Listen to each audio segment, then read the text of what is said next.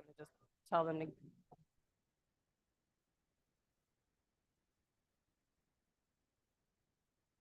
The April 9th, 2024 meeting of the Monroe County Legislature will now come to order. Will the clerk please call the roll? Ms. Barnhart. Ms. Barnhart is present. Ms. Bartholomew McCoy. Ms. Bartholomew McCoy is present. Mr. Baines.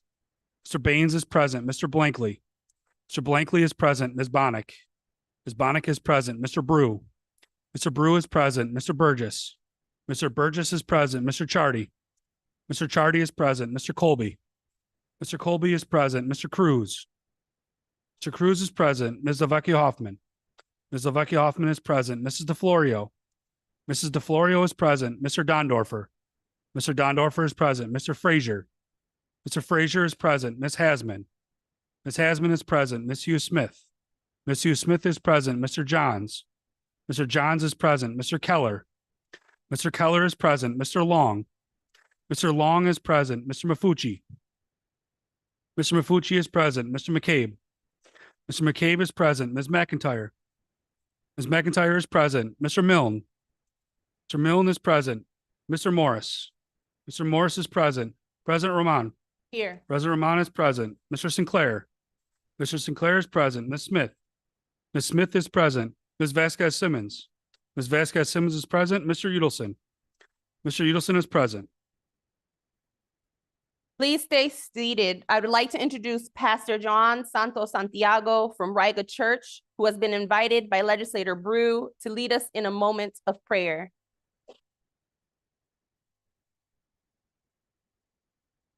Good evening. My name is Joan Santos Santiago, and I'm the pastor of Riga Church.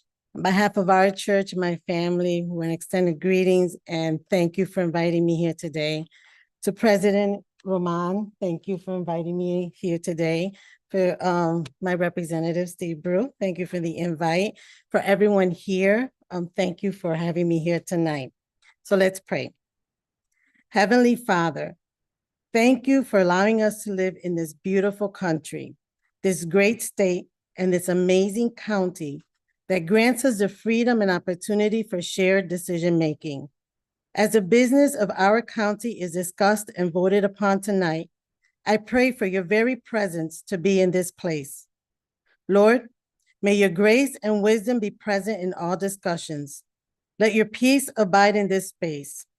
God, I thank you for every leader here tonight. I thank you for every person here today. Thank you for our leaders. Thank you for calling them to serve and for giving them the strength to do so. Bless them and their families. Bless every person here today. In the name of Jesus, I pray. Amen. Thank you. Thank you, Pastor Santiago. On the behalf of the legislature. Yeah. I'd like to present you with a hug until I find your certificate. I love you. Thank you. Thank you so much for coming.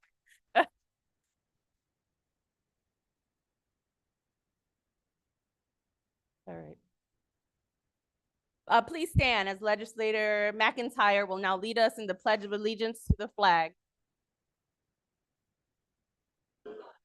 of the United States and to the republic for which it stands, one nation, under God, indivisible, with liberty and justice for all.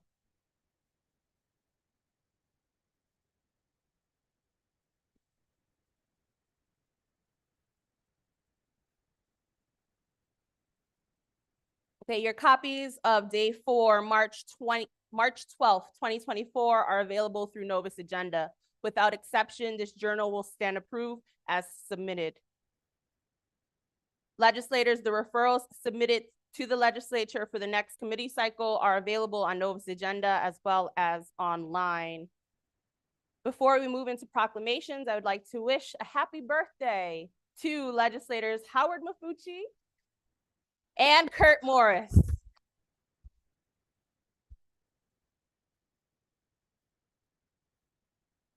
Happy birthday to you both. There are several proclamations scheduled this evening, Mr. Clerk. Would Sarah Freely please come forward? Also, Legislator Susan Hughes Smith and President Yaversha Roman.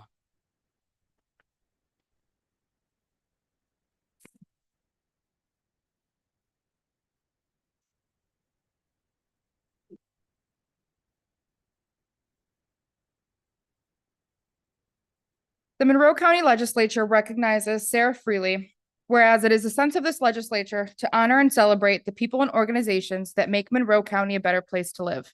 And whereas, attendant to such concern, the legislature is justly proud to honor Sarah Freely. And whereas Sarah Freely was born and raised in Michigan, she began her career as a sports writer for the Philadelphia Inquirer, where she covered Penn State football.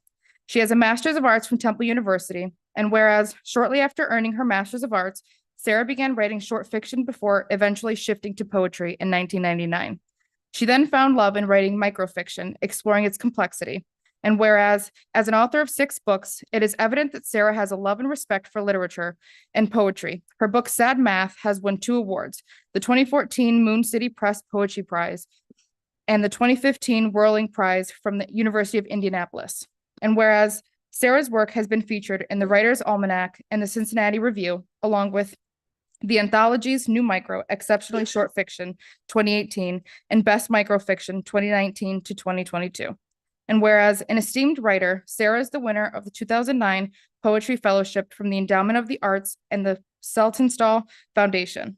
And whereas Sarah Freely is a creative writing instructor and has taught courses since 2019, she enjoys helping shape young writers, bringing out their best potential.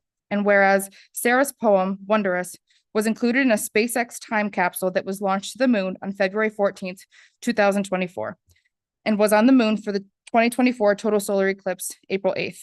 The stationary time capsule where Sarah's work resides is part of the Lunar Codex, a project designed to preserve art on the moon, allowing her written word to be appreciated for generations. Now, therefore, let it be known that we, Yaversha Roman, President, and Susan Hughes Smith, Legislator District 14, do hereby honor Sarah Freely on this 9th day of April, 2024.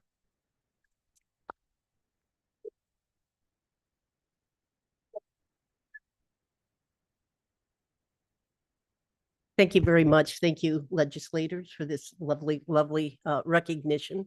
It is coincidentally National Poetry Month, in addition to the moon being in the news lately. Somebody once said that poetry is when something is way too big for words, you write a poem. I really have no words, so I'm going to read the poem that went to the moon. This is called Wondrous. And it's the last poem in my book, Sad Math, and it's where the title comes from. I'm driving home from school when the radio talk turns to E.B. White, his birthday, and I exit the here and now of the freeway at rush hour, travel back into the past where my mother is reading to my sister the part about Charlotte laying her eggs and dying. And though this is the 5th time Charlotte has died, my mother is crying again, and we're laughing at her, because we know nothing of loss, and it's sad math. How each subtraction is exponential, how each grief multiplies the one preceding it. How the author tried 17 times to read the words, she died alone, without crying. 17 takes and a short walk, during which he called himself ridiculous. A grown man crying for a spider he'd spun out of the silk thread of invention. Wondrous how those words would come back and make him cry. And yes, wondrous to hear my mother's voice 10 years after the day she died. The catch, the rasp, the gathering up before she could say to us, I'm okay. Thank you.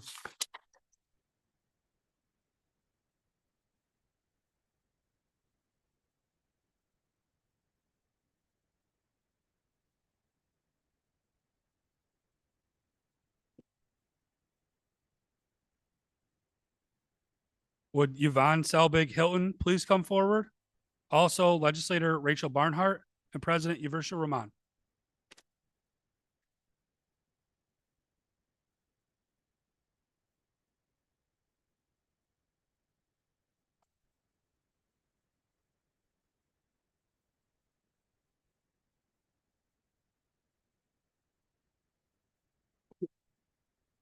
The Monroe County Legislature recognizes World Parkinson's Day.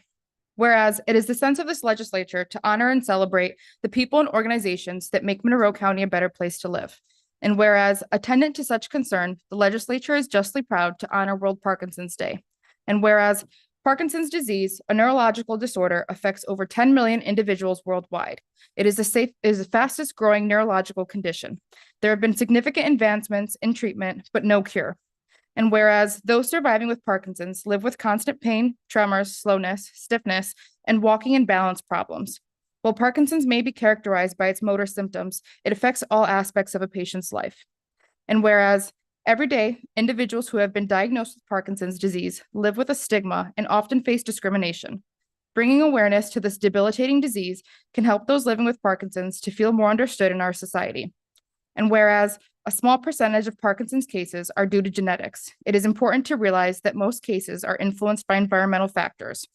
And whereas chemicals such as paraquat, TCE, and chlorophyrus are among the various toxic chemicals that have been linked to increasing the risk of developing Parkinson's disease. These chemicals are used in herbicides, pesticides, refrigerants, and more. And whereas World Parkinson's Disease on April 11th acknowledges those living with Parkinson's and brings awareness to the disease. This day promotes increases to medical research and helps those with Parkinson's share their stories. And now, therefore, let it be known that we, Iversha Roman, President, and Rachel Barnhart, Legislator District 17, do hereby honor World Parkinson's Day on this 9th day of April, 2024.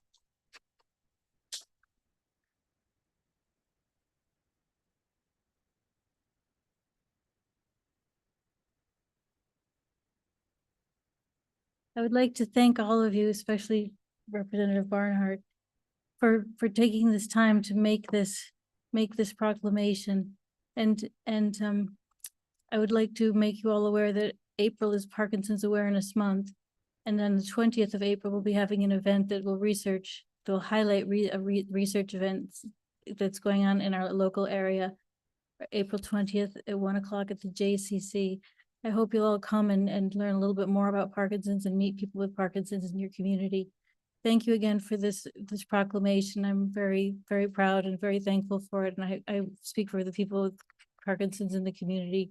Thank you. We truly appreciate it. Thank you. Thank you.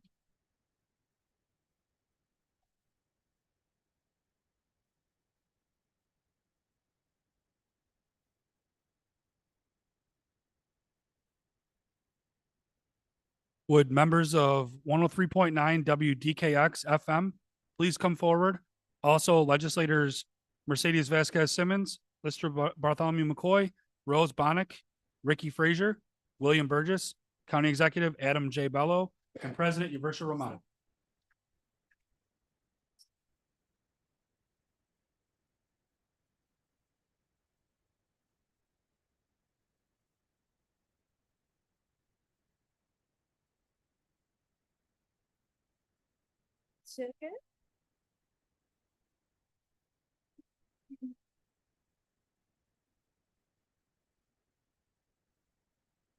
The Monroe County Legislature recognizes the 50th anniversary of 103.9 WDKX FM. Whereas it is the sense of this legislature to honor and celebrate the people and organizations that make Monroe County a better place to live. And whereas attendant to such concern, we are justly proud to honor 103.9 WDKX for entertaining and informing Monroe County residents for half a century. And whereas 103.9 WDKX began broadcasting on April 6, 1974 at 5:30 a.m. and has been broadcasting 24 hours a day, 7 days a week ever since. And whereas the WDKX call sign honors 3 great Black Americans and their contributions to Black lives, history, and culture. And whereas W is applied to all radio stations located east of the Mississippi River. The D represents Frederick Douglass, the K represents Reverend Dr. Martin Luther King Jr., and the X represents Malcolm X. And whereas the station has remained under the ownership of the Langston family since its inception and is one of 2 urban stations left in New York State. And whereas Andrew A. Langston, founder and owner and general manager of WDKX, was among the inaugural inductees into the New York State Broadcasters Association's Hall of Fame in June 2014 after receiving the first Pioneer Award from the Rochester Radio Broadcasters Hall of Fame. And whereas WDKX is now run by his son, Andre Langston, who co-owns the station with his daughter, Andrea, under the Monroe Broadcasting Company, which carries the license to operate WDKX.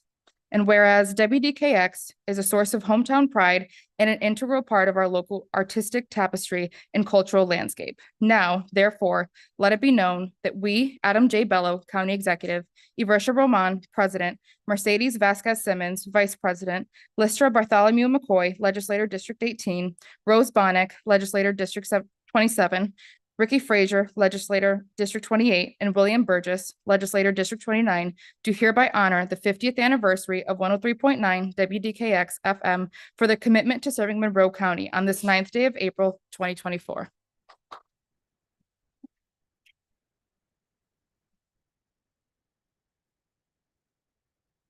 Good afternoon. Good afternoon. My name is Andrea Langston. I am the granddaughter of Andrew and Gloria Langston, daughter of Andre Langston, and currently I am the national sales manager of WDKX. Many people don't know that the station originally started in 1968, and it took until 1974 for us to broadcast because no one would rent to a Black-owned media company.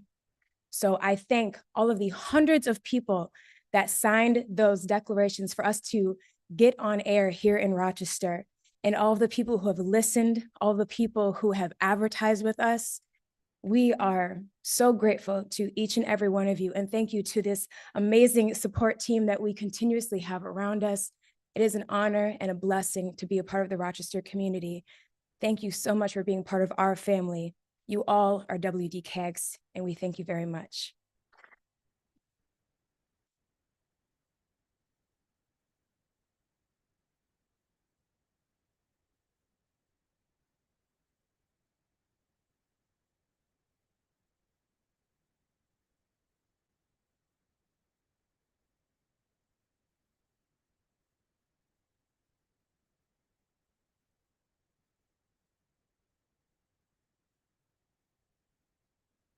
Would members of Angelo Del Toro Puerto Rican Hispanic Youth Leadership Institute please come forward? Also, legislators Mercedes Vasquez Simmons, Santos Cruz, County Executive Adam J. Bello, and President Iversha Roman.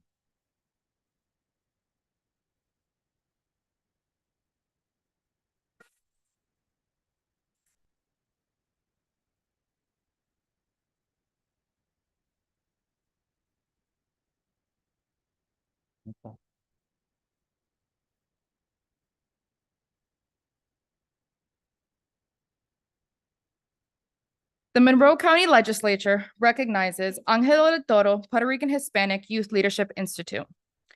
Whereas it is the sense of this legislature to honor and celebrate the people and organizations that make Monroe County a better place to live.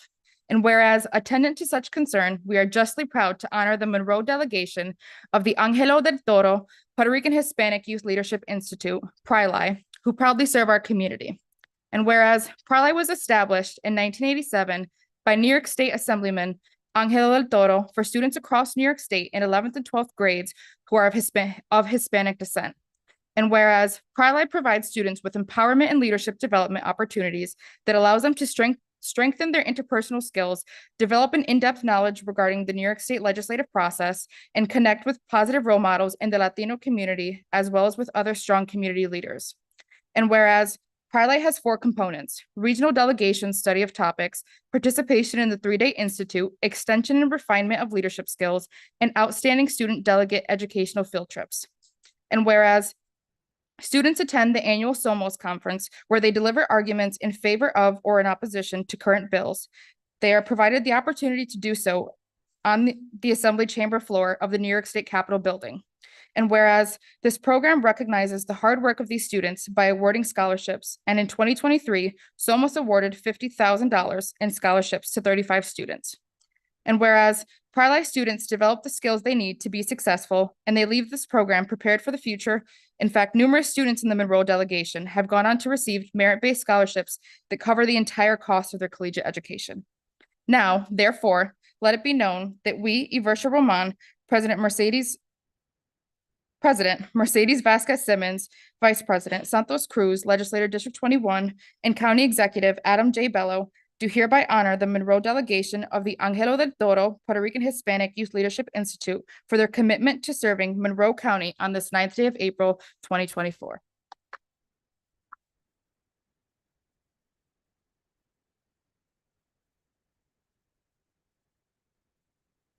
Buenas tardes.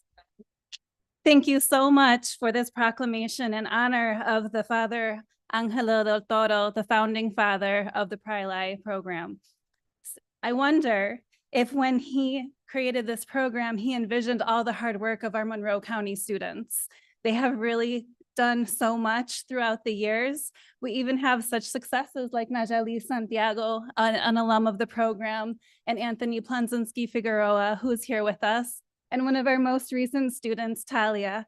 And so I'm very honored to be able to accept this award, this proclamation for Pri-Li. And I'm also very grateful for the community for their support throughout the program. Mercedes has recommended some students to the program as well. And Iversha has opened up the legislator chamber for us to be able to have the mock of the mock before we go to Albany. So it's because of everyone's efforts together that we're able to do this for our community. So thank you. And in honor of Angelo del Toro and Pri-Li, si se puede.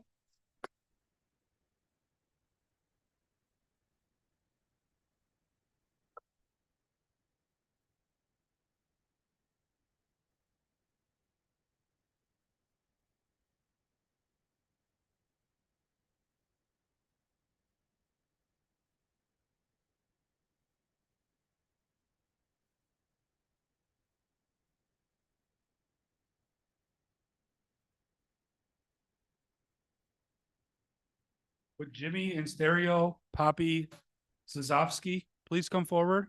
Also, Legislator Jackie Smith and President Iversha Roman.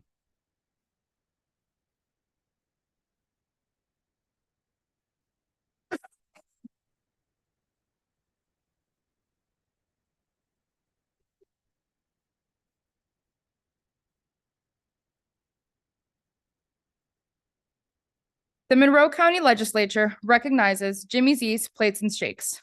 Whereas small businesses are the cornerstone of what makes our community a great place to live. Local entrepreneurs Jimmy and Stereo, Poppy Zizovsky decided to open up Jimmy Z's Plates and Shakes in 2003, encouraging commerce and promoting their new business in the village of Brockport. Local businesses like Jimmy Z's are a crucial source in bringing the community together and enhancing the local economy.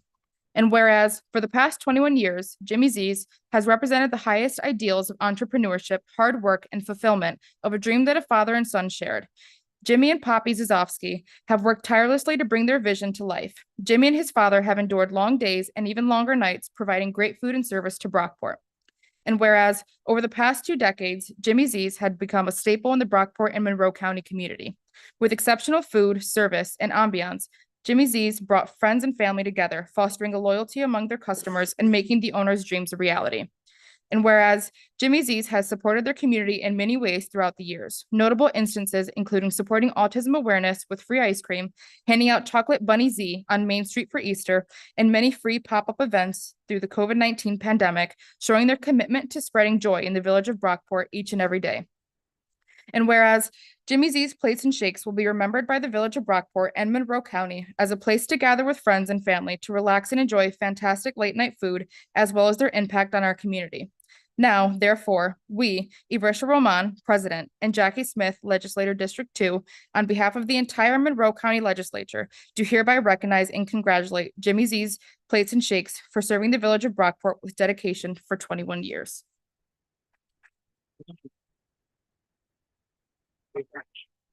Thank you. Thank you very much, guys. It's an honor and privilege to be able to work with your old man on a day-to-day basis and only argue about personal things, not business things, right? So it's been an honor to represent the county line for the last 21 years.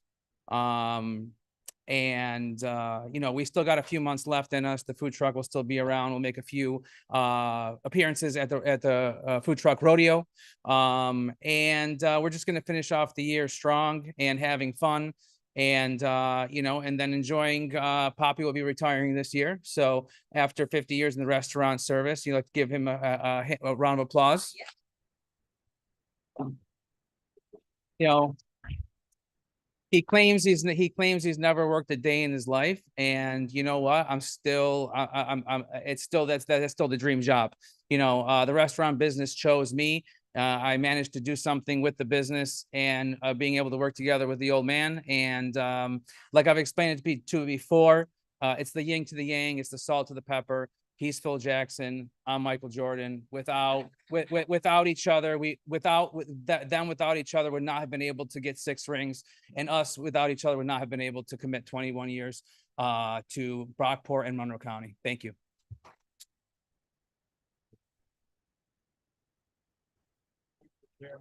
Thank you.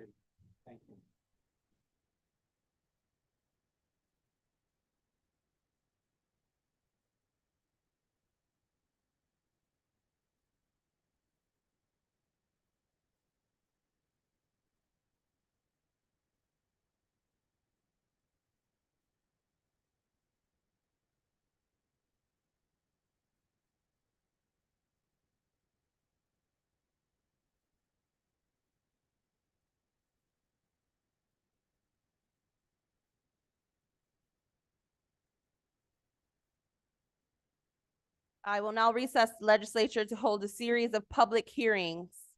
I now declare open the public hearings on resolution entitled amending chapter 323 entitled Parks. There is no one registered for this public hearing this evening. There being none, I declare this public hearing closed. I now declare open the public hearing on resolution entitled approving increase and improvement of facilities in Rochester Pure Waters District, Frank E. Van Laar wastewater treatment plant electrical system improvement. There is no one registered for this public hearing this evening. There being none, I declare this public hearing closed.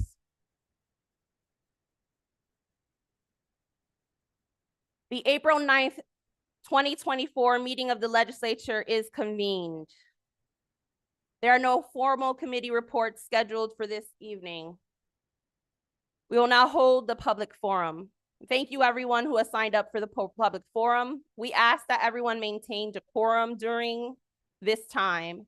We will not tolerate disruptions during this meeting from the gallery. Any additional warnings will be issued before a deputy will be asked to remove you from the gallery. We have several people registered to address the legislature. Mr. Clerk. If you require assistance, a deputy is available to assist you in approaching the lectern. I will call 3 people forward at one time. Each speaker will have 2 minutes in which to address the legislature, and kindly conclude your remarks when the timer sounds and exit through the back of the chambers over to my right. And we realize that we have some people out in the hallway and we have some people down on the first level in the overflow.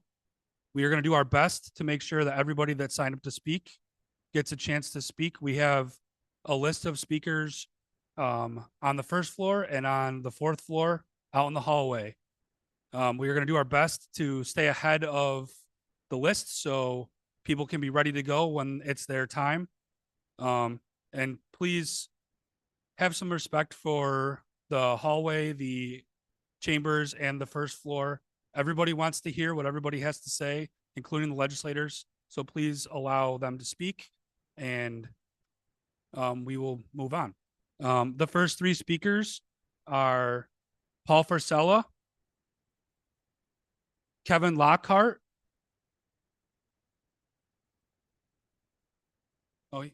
and Tierra Massey.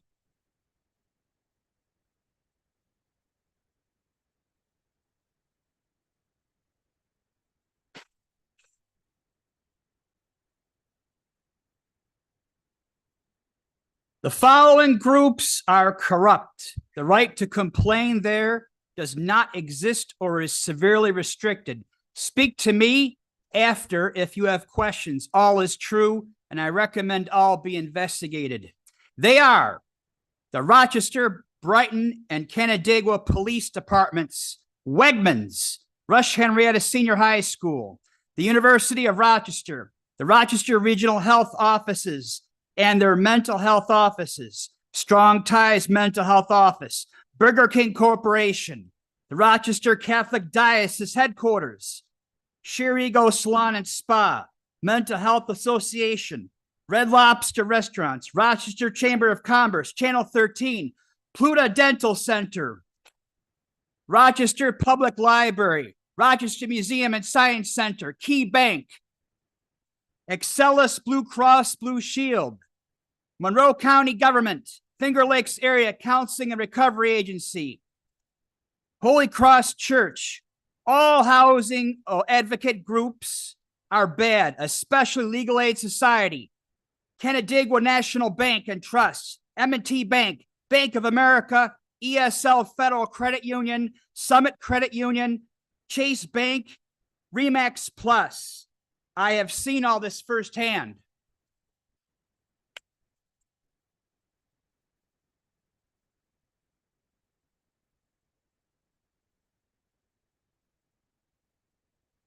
Hello, today I'm announcing that beginning April 16th, I am gathering signatures for an independent nominating petition to take the county clerk's office in November.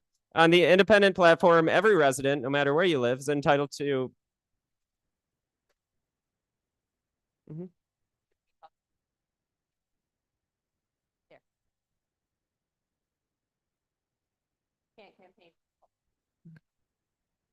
We all have a duty to oppose the agents of chaos inciting lawlessness in this county who march together under the red and black banner of anarchy, being supported by state lawmakers, corrupt officials, and newspaper editors who perpetuate their hoaxes, helping to engineer the chaos and lawlessness that characterizes Rochester. Let's recount a few of the hoaxes perpetrated by the fringe actors. They attacked our law enforcement with a BLM hoax accusing RPD of killing a Chicago resident named Daniel Prude, who traveled to Rochester to do drugs and then died. They lied and falsely accused our law enforcement of killing him, and they cheated taxpayers out of millions of dollars in settlements, aided by corrupt government officials sitting in key positions of government. They used schools to indoctrinate kids into trans activism, and they're still trying to weaponize the PAB against the police in hopes of further deteriorating public safety by refusing to cooperate with executive directors who have a positive vision. This RG&E drama is just another way to forward their campaign of anarchy and lawlessness through the use of force and fraud. How dare they come into this county and threaten us? We cannot afford to concede a single inch to the lunatic fringe anarchists who act in bad faith today.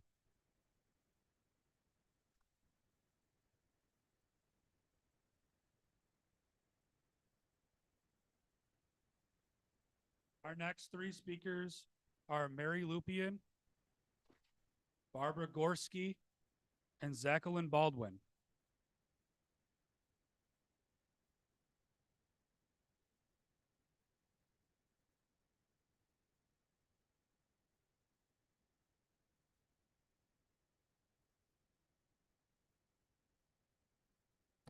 Good evening, Legislature. It's nice to see so many of your faces and to count many of you as friends. I'm Mary Lupian, I'm City Council member, and I wanted to talk to you about two things. One is the RG&E study. As you know, City Council passed funding in June to accompany funding from the county legislature to authorize a study to just understand what it would take to implement a public utility. It's very low stakes. It's just trying to understand what it would take. And I encourage you to take a look at it. And I know there's a few of you that are on the fence. And I know that there are some powerful people that are behind RG&E and some powerful people that some of you may call friends. But we were elected to do the business of the people. And I know personally how hard it is to anger our friends. But in this case, the people have been loud and clear on what they would like us to do. And we are not able to do it with the funding that we authorized. It is very specifically dependent on the county. And so I would ask you to allow that to go forward. The second thing that I'd like to talk to you about is there's been so much going on with the Neighborhood Collaborative Project and the money that was misused from the ARPA dollars. And I just want to speak on the character of MC Collaborative and Andy Carey as he was part of the Neighborhood Collaborative Project. I've known Andy Carey for several years, and I have personally witnessed this man pull money out of his own pocket to see a woman on the street who was finally ready to go into rehab, and he circled back and picked her up and took her. I don't know any single person that has dedicated so much that I know personally to this city. I don't believe in any way has he misused that money. And anything that you all can do to give funding to these organizations so that they continue to do the good work in the city, I implore you. Thank you.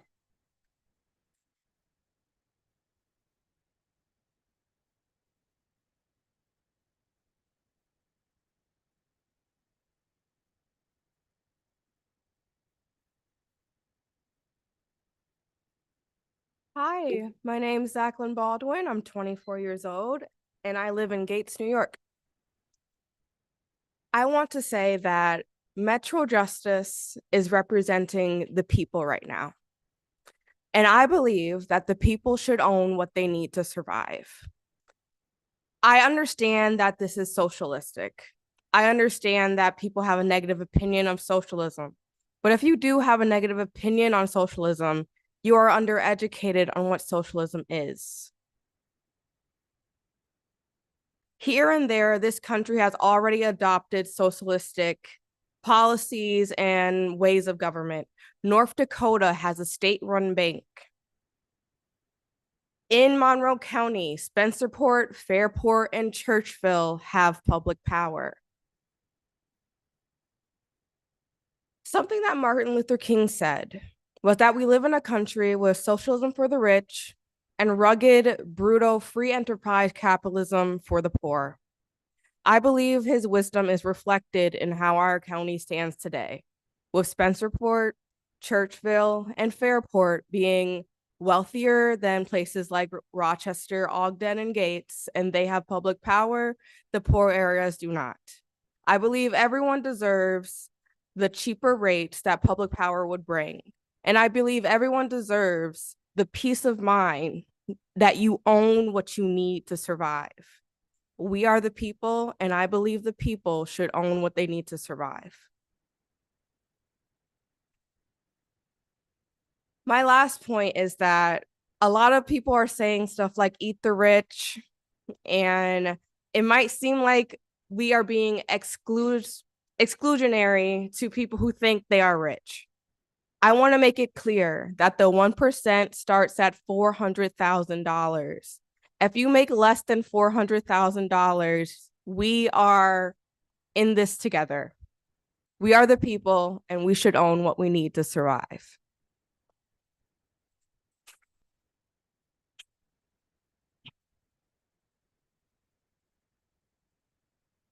Our next three speakers are Jennifer Goheen, Richard Bierma, and Sierra McGillivray.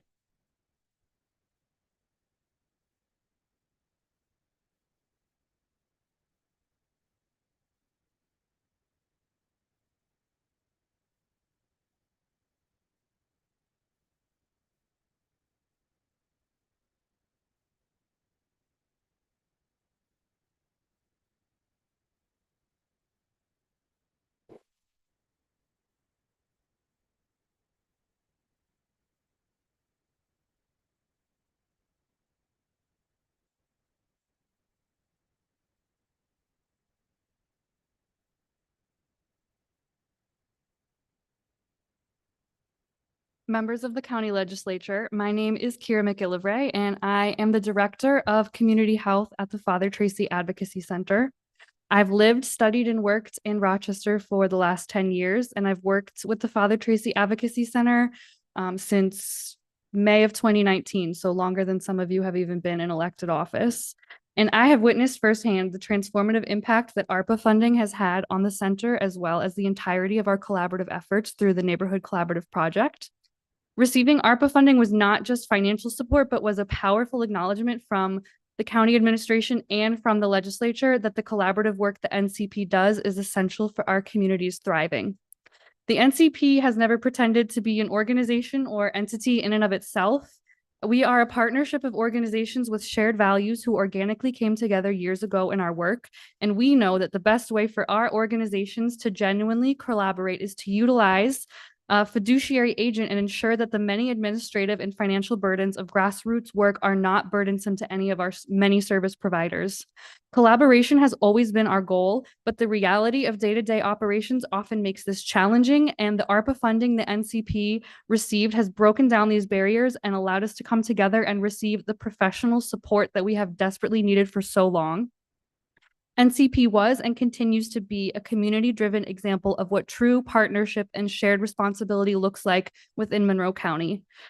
We believe that your decision to approve our funding in 2022 was the right one, and we know that many of you are familiar with our organizations and our work. You've referred community members to our services, you've joined us on our outreach walks, and while we know that freezing payments to CRC was necessary when financial malfeasance was uncovered, we now ask you to assist us in moving forward with a new fiscal sponsor. Despite our funding freeze, we've continued to serve our community because we know about the importance of our work. And our organizations have continued to provide our ARPA-funded services and have now incurred 4 months of service costs expenditures. So we urge you to please vote as soon as possible, whether that mean hosting a special meeting to please approve a new fiscal sponsor for the NCP as quickly as possible. Thank you.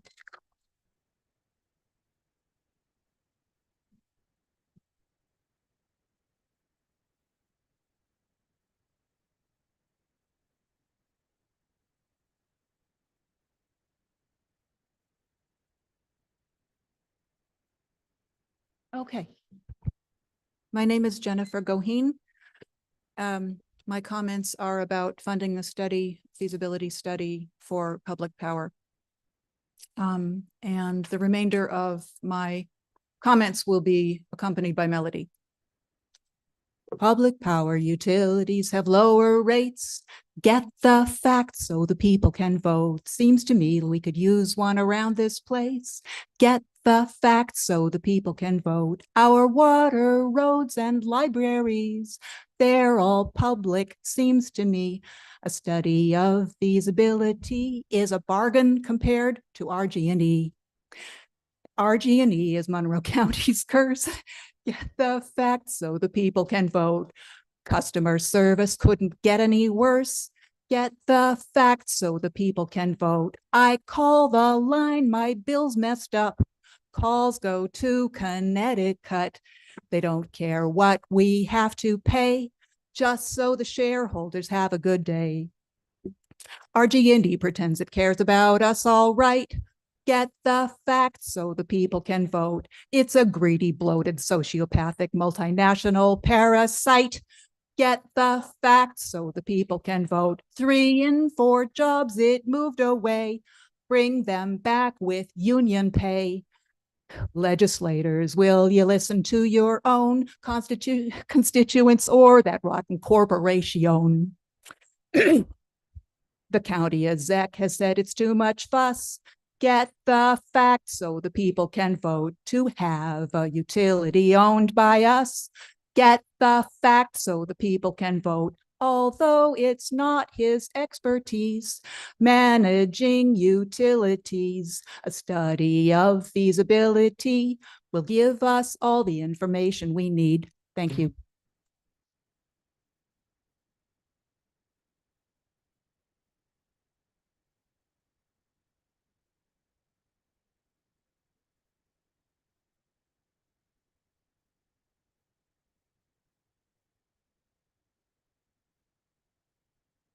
Okay.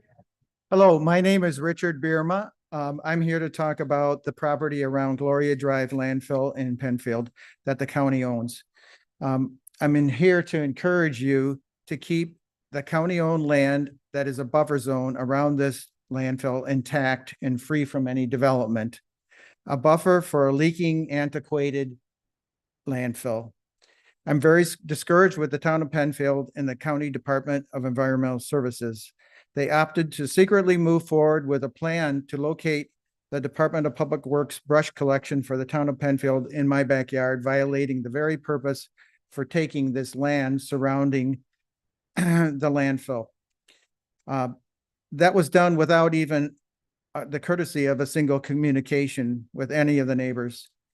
I was assured in 2015 that this land would forever be a buffer for this leaking landfill. The county assured me the purpose for this land was to provide this buffer space so it would never be developed.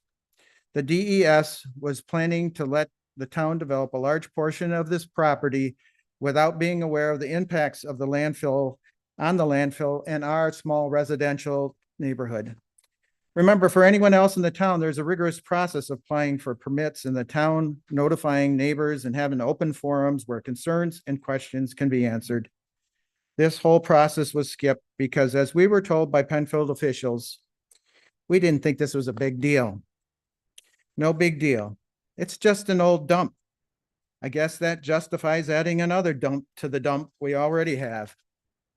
This is a 6-day-a-week proposed operation in an area that is zoned residential that will have a very noticeable impact on our little rural neighborhood. Numerous trucks, trailers, commercial tree companies, and commercial giant dump trucks will be coming down the road on a 1.5 width lane road.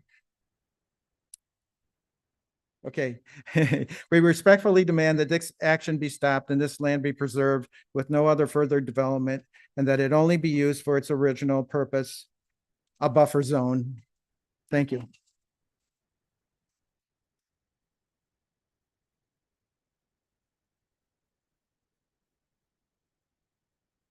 Our next three speakers are Matthew Witten, Jonathan Harden, and Patricia Jeffries.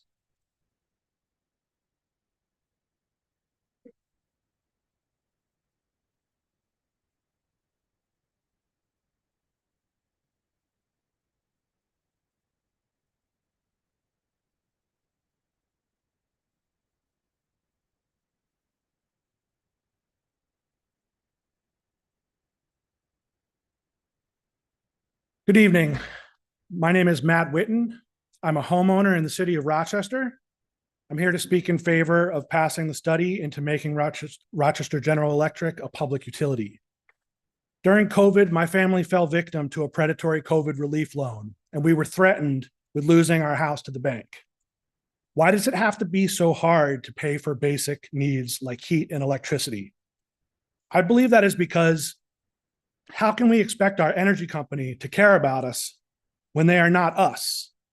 That's spelled U-S, as in like the United States, as in our country, as in not another country where this company exists and is charging us. Never mind, that was rhetorical. I believe this is nothing more than good old-fashioned greed. That's why so many people were paid by RG&E to come here tonight, paid by the money that we all fork out for our energy bills. Maybe they could use that money to help fund this study that will provide us with an actual data and will prove that a public utility is viable. But I'll remind folks that we don't have to look far for an example. Fairport has a public utility, and so does Spencerport. A friend of mine moved from the city of Rochester to Fairport, and his energy bill is half in the town of village of Fairport than in the city of Rochester. Maybe our legislators want us to move there where it's more affordable, I guess. The county legislators from District 10 and 13 said they wanted this study, and then they voted against it, as did our county executive. Thank you to the legislator from District 11 for maintaining your integrity. I implore your colleagues to vote with that same integrity. In fact, I implore the whole body to vote for this study. What are we afraid of? Lastly, let's talk about equity. How is it equitable that the folks paid for by RG&E with the green shirts all got into the room, but the folks with the red shirts all had to be out in the hallway? Maybe that's just the way the cookie crumbles, or maybe that's the way the cookie crumbled exactly the way you wanted it to. Thank you.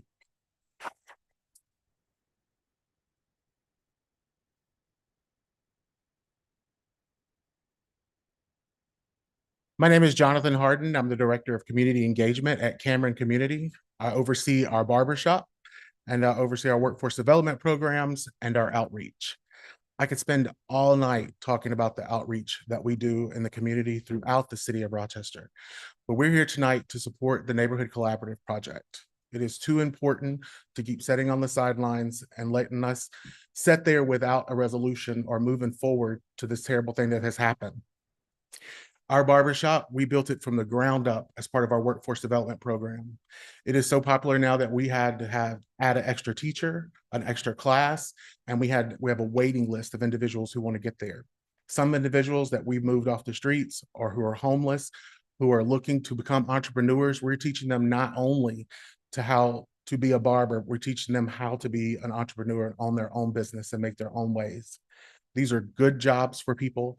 We also do a lot of outreach in our community and have wraparound services for everyone. I will tell you that with NCP and our partners, now that we're not working in silos anymore, we're working as one. And we have 12 agencies that we can call on any moment for anything. We can have someone call us and say, hey, I need a jacket on North Clinton. We'll have you a jacket on North Clinton within an hour. That's how we're able to work and the speed we're able to work. Our work is very important, and it's important because it's a last resource for a lot of people in our community, the forgotten members of our community. And this isn't a Rochester issue. This isn't a Lau Avenue issue. The first two people I met on one of the outreaches I went on with Cameron, they were so young, they reminded me of my kid I just sent to college. I asked them, how old are you? And they said, we're 18. I said, where are you from? And they said, we're from Webster, and we haven't had dry socks in over a month. Can you give us extra pairs of socks? So this just isn't a city problem. This isn't a problem that we can leave on Lyle Avenue or North Clinton or Monroe Avenue. This is something that we all have to step up to this plate for, vote for, and move forward as quickly as possible. And do not play politics with it. Our work is too important. Thank you.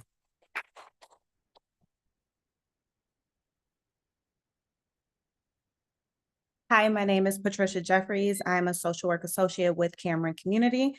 My role at Cameron is to connect people with their needs as soon as possible. I participate in outreach with our partners at the Neighborhood Collaborative. Working together allows us to meet community needs immediately. When we meet people where they are and assess their needs. My most recent client came to us. It was a referral from Father Tracy. We at Cameron were able to employ that person, and within 2 days, we were able to find that person a place to stay. So we are NCP strong, and Neighborhood Collaborative works together, and we are really making a difference in this world. Thank you.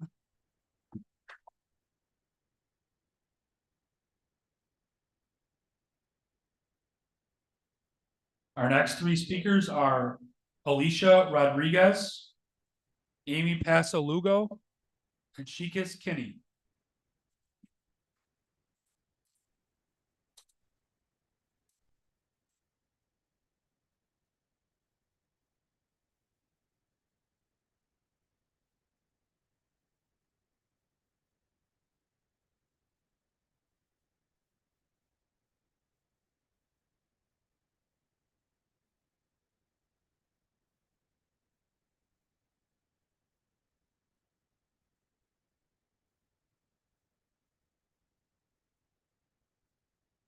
Sorry, I'm a little short. Good evening. My name is Amy Pasalugo, and I'm the clothing boutique manager at Cameron Community.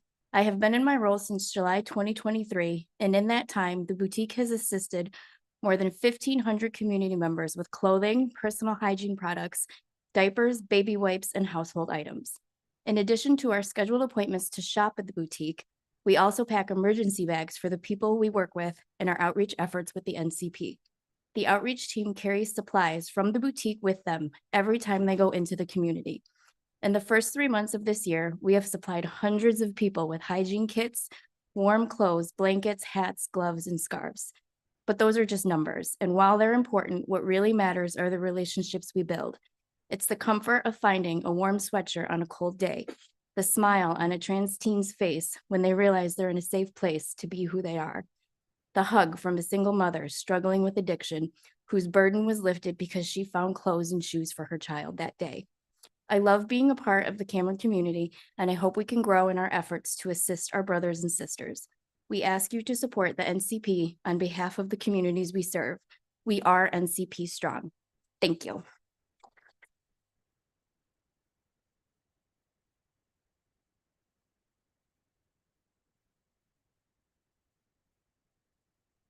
Our next three speakers are Aneo Goings, Annaliz James, and Don Smith.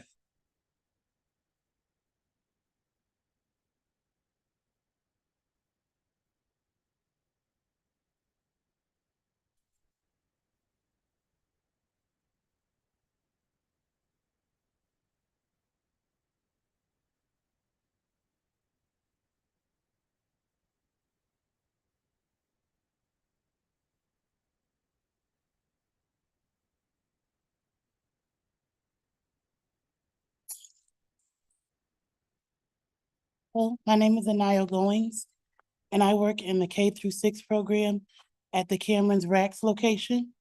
We work to provide after-school program and summer camp for the children of Rochester Academy Rochester Charter Academy School, where I am the program director.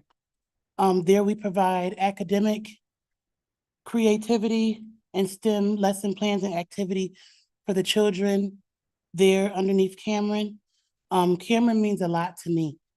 For all the children and families' lives that I touch every day in the different walks of life that I see. We are NCP strong.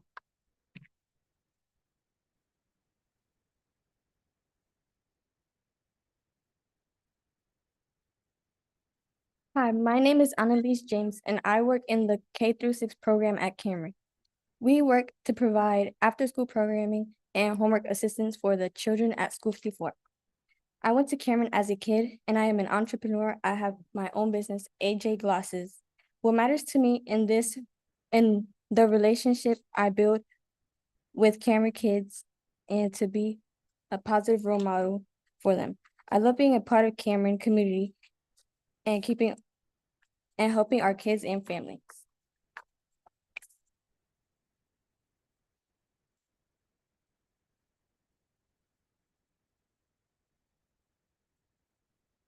Our next three speakers are Matt Rhea, Cody Thomas, and Daniel Kuhnman.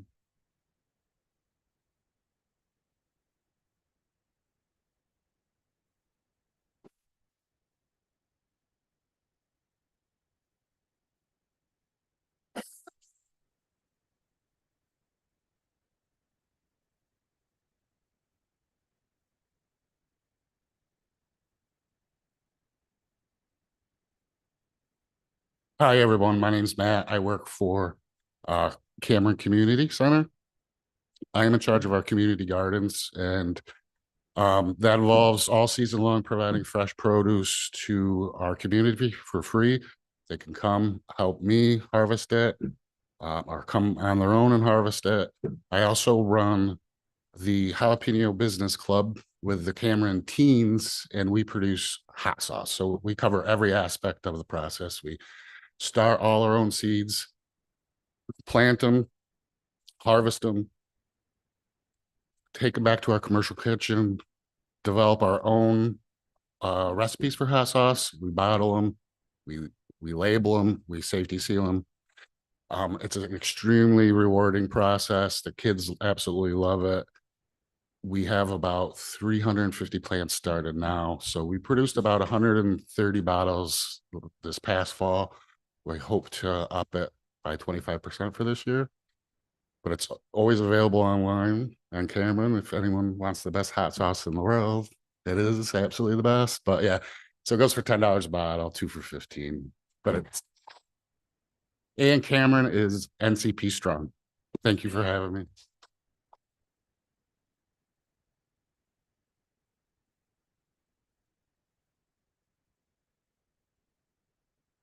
Hello, my name is Dan Kuhnman, and I'm a resident of Kennedy Road in the town of Penfield, New York. I'm speaking this evening in regards to the intermunicipal agreement between the County of Monroe and the town of Penfield. I am requesting a permanent end to the proposed 1775 Kennedy Road new brush drop-off site agreement. The IMA would allow the town of Penfield to use 7 acres of the now closed Gloria Drive landfill, in which the town of Penfield will temporarily relocate their brush drop-off site. The proposed site, which is county-owned property and was acquired through eminent domain due to contamination leakage from the landfill, is not a well-planned option and truly not temporary. Why is it not temporary? It was not factored in any of the town of Penfield Department of Public Works site development and ultimately approved town plan. It was shared in a recent community discussion with East Penfield residents. 6 sites were reviewed, and this is the only viable site. I say, really? Most of Penfield around the Atlantic and 5 Mile Line area is under long-term construction for parks and pickleball courts. The current proposal can extend to 6 years. And at that time, there is further consideration to long-term use and it will be expanded upon. There are other drop-off considerations, environmental. The brush drop-off site would be adjacent to this landfill. The landfill is leaching beyond the main site. What is the true contamination and impact to the land and neighbors close to it? There are 6,000 plus gallons of plume, which is better known as sludge, are removed several times a week and processed at Van Laer water treatment plant. Dead trees, most of them with pesticides and disease, will be ground up. Where is all that going to end up? On the ground, in the air? All this is impacting environmentally. How about road millings, displacement of wildlife, retention ponds? We're further concerned about reduction of property values and other considerations such as what is the long-term plan? There's $5.5 million allocated to the Gloria Drive landfill for improvements for a site that is supposedly has no environmental impact. Okay. Ongoing considerations in long-term use of the site is of our greatest concern. We ask that the state, county, and town work to be very transparent with the health of the landfill. And thank you.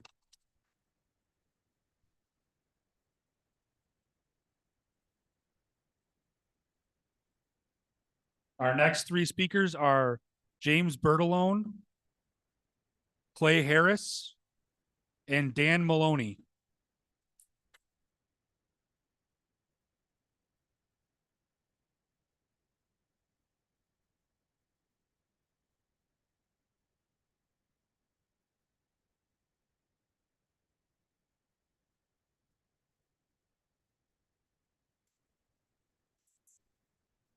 Thank you for allowing me to speak, and I want to thank the sheriffs for the assistance. I must have handicap tattooed on my forehead, but anyway, I'm here to speak on the study for RG&E. The issue is a study, not a public RG&E at this point. I retired. I'm speaking for the AFL-CIO retirees and at the request of the Labor Council president.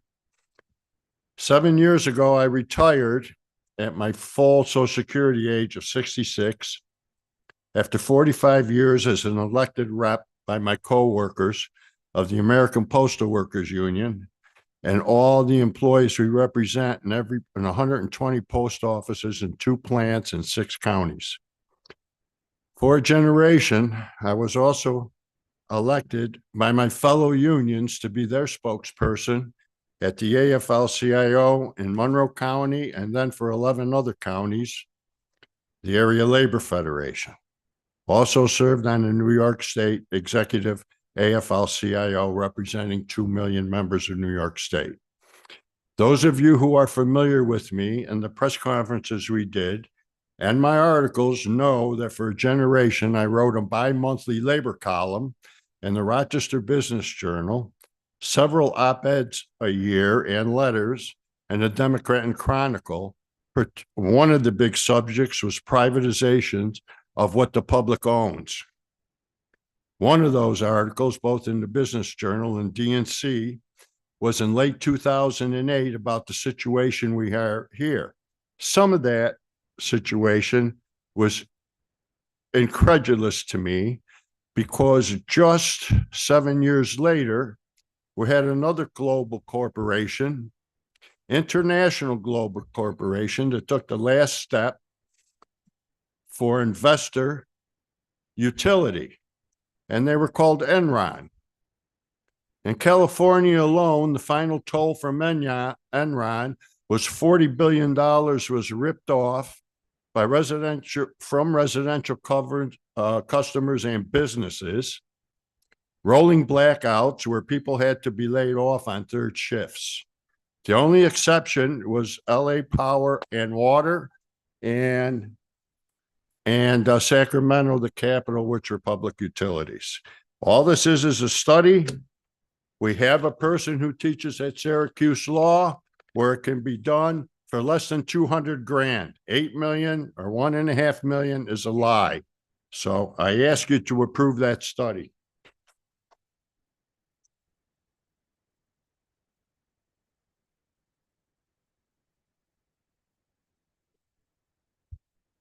All right, good evening. I'm Dan Maloney, UAW Local 1097 President. I'm here tonight representing approximately 3,500 active and retired UAW workers and their families. We want a public utility study commissioned. $1 million from the county, the already allocated $500,000 from the city. 1.5 million will cover it, period. We know our genies, foreign corporate executives, want to keep the gravy train rolling and continue to pull approximately 100 million in profit from Monroe County ratepayers each year to pad their own executive salaries and shareholder earnings. Money lost forever from this county. We know some local electeds and Chamber of Commerce folks that have worked for RG&E or are currently on the board. Not exactly unbiased, and they stand in opposition. They claim that the taxes RG&E pays will go away. We know RG&E does not donate tax dollars to Monroe County. They are baked into our ever-increasing rates. We pay the taxes. We can put a line item in a public utility that pays those taxes with no harm to the county budget. But we would gain a $100 million windfall each and every year by eliminating those profits flowing overseas. They claim running a complex utility is beyond the ability of us simple Monroe County residents. This is insulting. We know how to run a utility and a transportation authority here. We have the Monroe County Water Authority and the regional transit authorities as proof. Let's study a power authority. We know cheaper rates and better service with a public utility is possible. Look at Fairport, Spencerport, and Churchville. We can help financially struggling families with lower rates. To our Republican friends, this utility study is pro-business. This will help small businesses grow. Stop the silly straw man arguments. Stop protecting foreign corporate profits over the people of Monroe County. Do the right thing. Fund the study.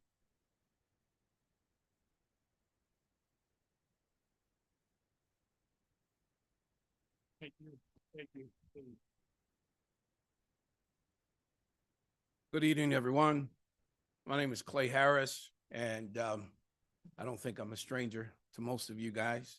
And I'm coming to talk about the City of Rochester reassessment.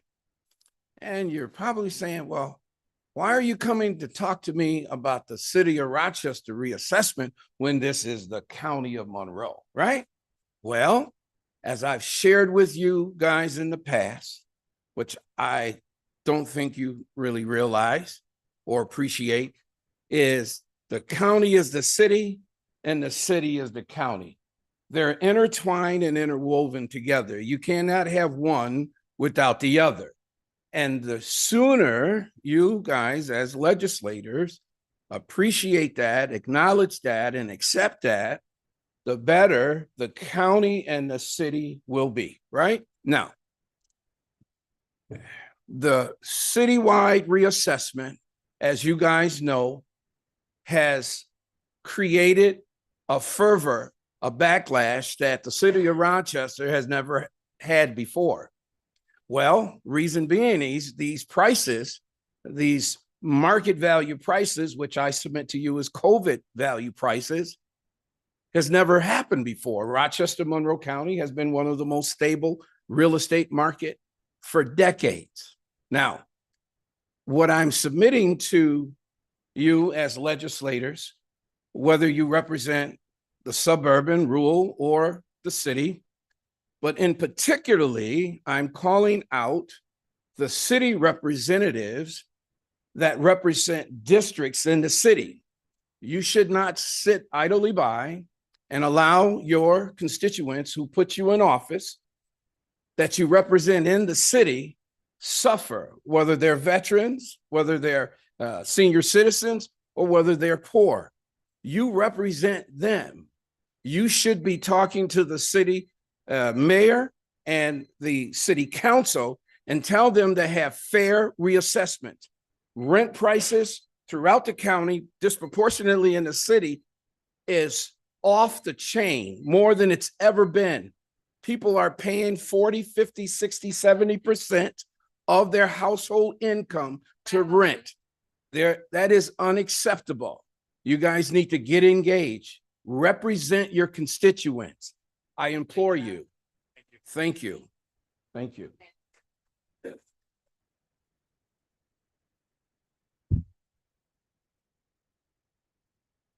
Our next three speakers are Courtney Flume, Janelle Duda Banwar, and Jeff Sondervan.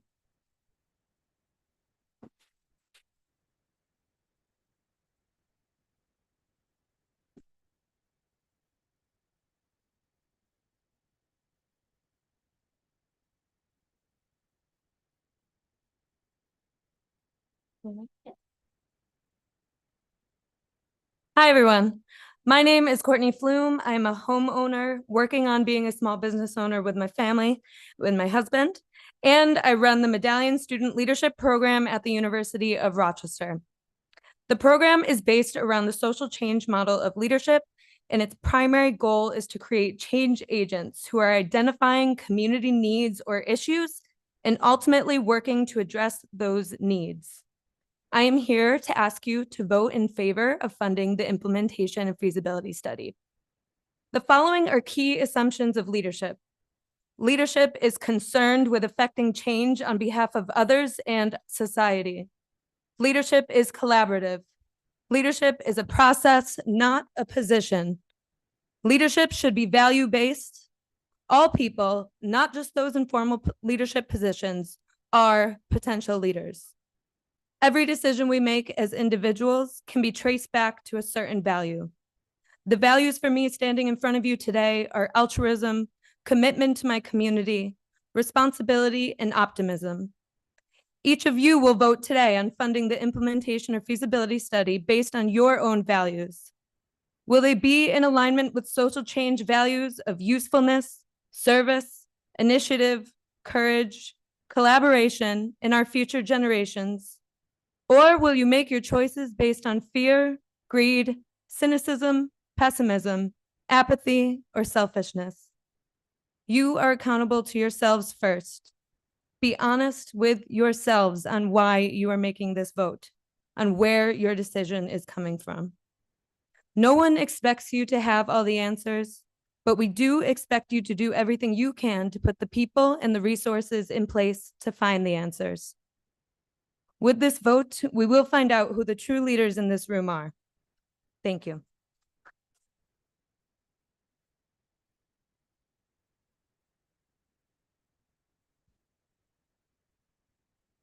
Good evening. My name is Jeff Sondervan. I'm the President, Business Manager, Financial Secretary, Local 36, International Brotherhood of Electrical Workers, representing 377 RG&E employees in Monroe and surrounding counties. I'm also the President of the New York State Association of Electrical Workers, representing all IBEW members in New York State, numbering nearly 55,000 statewide, working in all jurisdictions in New York State, including those employed by municipally owned utilities. I'm here tonight to echo previous calls of local labor leaders who would be directly and negatively impacted by the proposal to advance a public study in Monroe County. Over the past few months, leaders from IBW Local 36, Labor's Local 435, Operating Engineers Local 158, Rochester Building and Construction Trades Council, and most recently CSEA Local 1000, in addition to the entire IBW in New York State, have shared our concerns over a misguided push for a government takeover of Monroe County's current utility provider. Our organizations represent many thousands of active and retired employees, a united voice that should not be discounted by the members of this body. If advanced, a proposal supporting government-controlled power would risk efficiency, create higher rates for residents, and seriously impact the workers represented by local and state unions. We're not afraid of the outcome of a study, but as the men and the women that are experts in the field, we know that a study is only the first step in a wasteful process that would present more uncertainty than solutions. The task at hand is consistently provide safe and reliable natural gas and electricity to Monroe and surrounding counties. A government takeover is not the answer. I'd ask that you vote no on the proposal being put forward tonight. Thank you.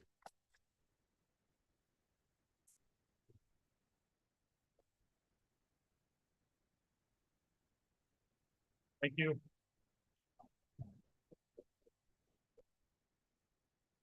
Good evening. I'm Dr. Janelle Duda Banwar, founder and director of On the Ground Research, a certified women-owned business enterprise. My team conducts applied social science research in the local community. This means that my business partners with organizations to implement, track, and assess the impact of interventions. I'm here to discuss the Neighborhood Collaborative Project today. The NCP is a collaborative capacity building approach that brings services back to neighborhoods with a strong focus on workforce development.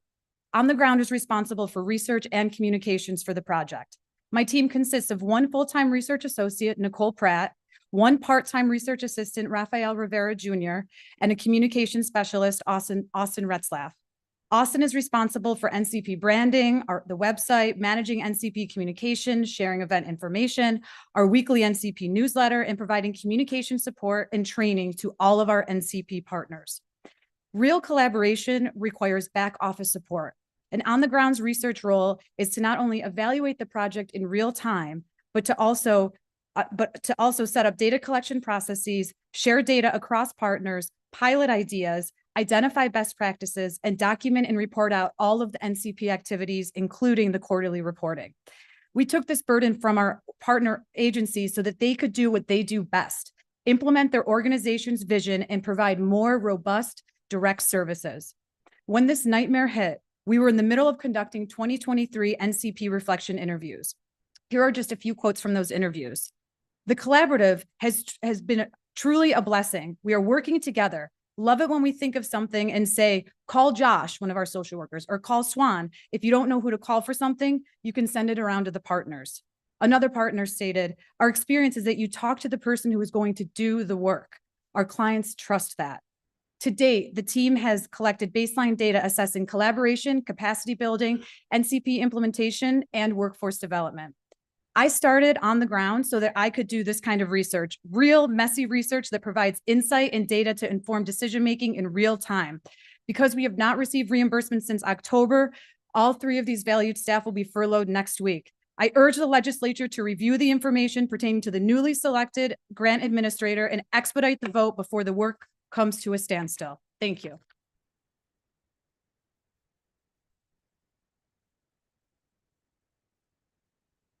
Our next 3 speakers are Elizabeth Henderson, Tiffany Porter, and Alice Carley.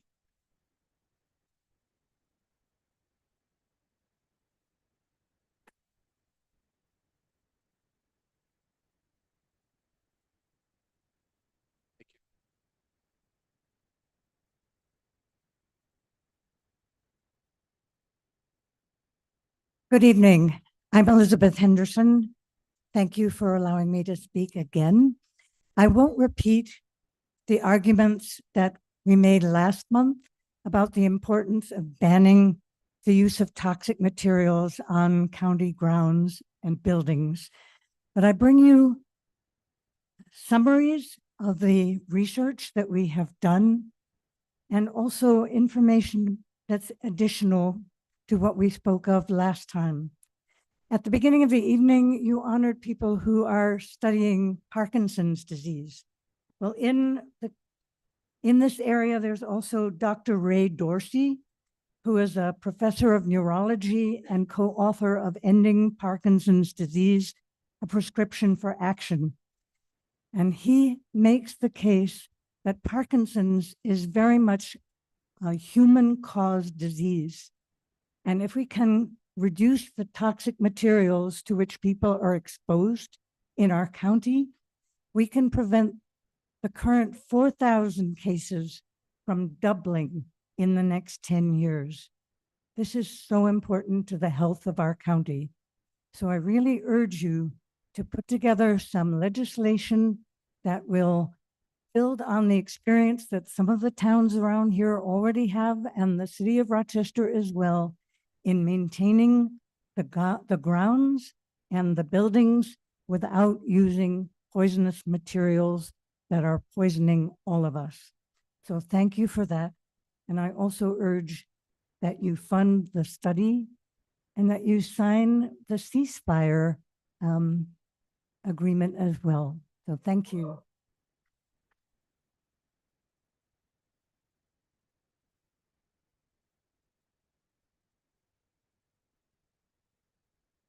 Good afternoon, everyone. I'm Tiffany Porter. I'm a resident of Fairport, New York, and I'm the founder of Being Black in the Burbs and Accomplices.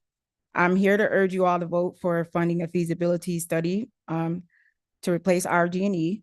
You all were elected by the people, and now it's time to listen to your constituents. RG&E is currently operating with rising rates, putting a financial strain on our community members. We need a utility system that benefits everyone and doesn't leave folks financially disadvantaged. I'm from Fairport, where we benefit from a public utility system. It spares us from the burden of exorbitant bills faced by residents and other communities lacking this option. Conversations with individuals both in Henrietta and Pittsford echo the same sentiment that conducting a study to present the facts firsthand is imperative. Metro Justice has provided you all with necessary facts, addressing your questions and concerns comprehensively. Given the wealth of knowledge now at your disposal, what harm would it be in conducting a study? Moreover, how would such an initiative benefit your constituents? I ask that you take this matter seriously. It's what the people want, and your role is to listen and provide for us. Let's get this feasibility study done, and thanks for your attention.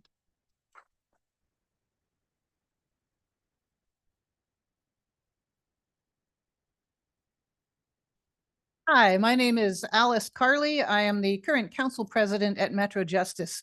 I'm on budget billing with RG&E, which for some reason means that every month I get two bills with different amounts on them. For me, it works out okay. I pay the one with the same amount as last month, and the other one I ignore, and it mysteriously goes away. So that it's not as bad for me as for many. But I am here tonight to ask instead a few questions. Is there anyone here with a green t-shirt on who is not an RG&E employee? I didn't think so. Anyhow, how many of us are here because we want to see funding for a study of whether it's feasible and advisable to replace RG&E with a public utility? All right. For how many of us are utility payments and opaque billing and green energy a serious pocket issue, one that we face monthly? All right. For how many of us is this an issue that will guide our voting until it is laid to rest by a study that will clear the air and give us facts instead of talking points? That's what I want to say tonight. This issue is not one that will go away if you ignore it, like my phantom bills. We ratepayers can't afford to go off and forget about this. And the next time we are making our decisions whom to support as candidates for county legislature, we will certainly remember those who supported us, their constituents, in deciding to fund a study to establish the facts about public versus corporate management of our utilities. We'll also remember who sided with the multinational corporation instead of their constituents. We will not forget, because we can't. Thank you.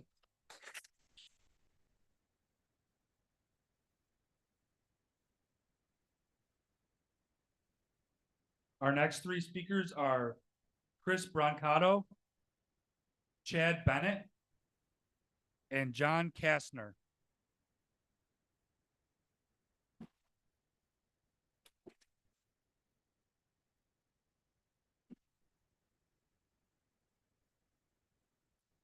How you doing? I'm Chris Brancato. I'm a vice president of the Area Labor Federation, recording secretary of UAW Local 1097, and I'm a third shift electrician. I'm also a registered Republican, and this is not a Democrat Republican issue. I got a big family. There's 8 of us. I got a lot of brothers and 1 sister, and our family's kind of split. We have a lot of left-wing folks and we got some right-wing folks. And every holiday, we kind of argue about everything. But when I talk to them about a public utility, everybody's on the same page. There was no argument, and everybody understands that we need a feasibility study. My one brother actually lives in Fairport, and he has Fairport Electric, so he has an electric dryer where I have a gas dryer, and everybody's mad that Kathy Hochul is trying to make it that we can't have gas dryers anymore. Well, I'm going to go to Pennsylvania and get one, because I can't afford to have RG&E paying for my electric dryer. It's crazy. And it's just common sense. $100 million a year going to Spain. It's ridiculous. When we were kids, the power never went out at our house. If it did, it was for an hour or two and it was back on. Now when the power goes out, it's for days. My mom still lives in that same house. My parents built it in 1962. So the house has never changed. What's changed is who owns the power company. Now they don't take care of the lines. They don't do the preventative maintenance. They wait till there's a windstorm, and then they get New York State taxpayers to pay to fix it, where they could have just done the preventative maintenance in the beginning. It's not going to cost any union jobs. That's a myth. These folks are being paid to say stuff like that. Most of us, a lot of us are from the unions, and we would never support something that would take away jobs. It's not going to take away jobs. All it's going to take away is the profit. That's it. But yeah, sorry. All right, next. Hi,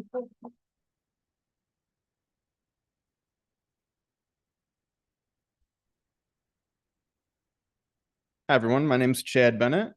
The average price of electricity in Fairport is 4.049 to 6.79 cents per kilowatt hour.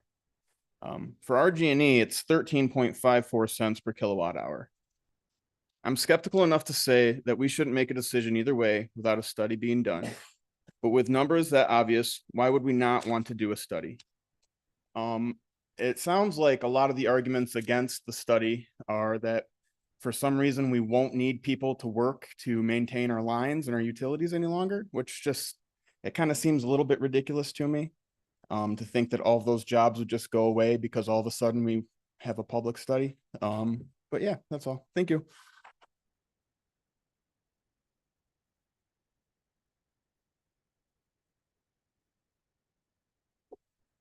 Good evening. My name is John Kastner. I'm on the board of the Rochester Regional Sierra Club, and I am a union member. The trajectory of climate change is brutally clear. Last year, it cost the United States $16 billion in losses from extreme weather events. Smoke from climate-driven wildfires made Rochester's air unsafe to breathe for many days. U.S. Health and Human Services reported that last year, 1,300 Americans died from heat-related causes. Over the next decades, it will likely become much worse. You can add the cost of all this to your energy bills. There are about 2,000 communities in our nation served by public utilities. 40% of their energy comes from renewable sources against 13% produced by RG&E. NIGAT data from 2019, the last year that they have report from RG&E. It strains credulity that a foreign corporation making money by selling fossil fuel would be much interested in transitioning to renewable energy for the purpose of mitigating the ravages of climate change. Writer and environmental activist Bill McKibben says that we have everything we need to deal with the climate emergency, except maturity and leadership. I challenge this body to prove Mr. McKibben wrong. You can only kick the can down the road so far until you come to the inevitable end. I beg you, please For the sake of those who will inherit what we have left undone, stop kicking the can, fund the study. Thank you for your kind attention.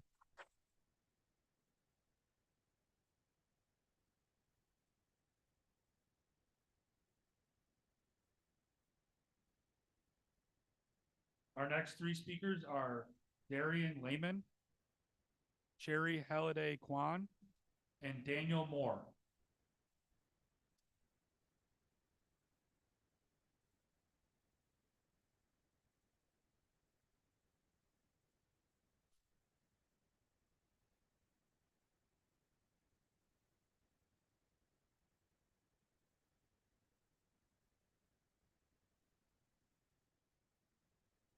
Good evening. I'm here tonight to speak in support of a public utility study. What you have before you is a historic opportunity to serve your constituents and to save us all money. The Pulitzer Prize winning journalist David K. Johnston, one of our local experts in public energy, called replacing RG&E with a public nonprofit utility, quote, the single biggest economic development tool available in our area. If you can make Monroe County a more competitive place to do business by lowering energy costs, isn't it fiscally irresponsible not to try? If public power can save your constituents money on our energy bills as well, don't you think you owe it to us to find out? Now, there are certainly questions about whether a public utility, what it might look like, here specifically, questions about financing, rate structure, governance models, all that. So it is crucial that we do our due diligence. But having good faith questions about municipalization is not a reason to vote against the study. On the contrary, there are reasons to vote for one. In light of RG&E's many documented and ongoing failures, public power is an alternative that deserves, indeed demands, good faith exploration. So please vote to get us the facts, then let the voters decide via referendum. That's democracy. The ongoing disinformation campaign against even studying public power by both RG&E and corporate front groups, some of whom maybe you've seen on social media, like Citizens for Responsible Power, shows their level of contempt for evidence-based policymaking, good faith deliberation, and for the democratic process. Your constituents want facts, not fear-mongering. So please say no to corporate fear-mongering by saying yes to a public power study. Thank you.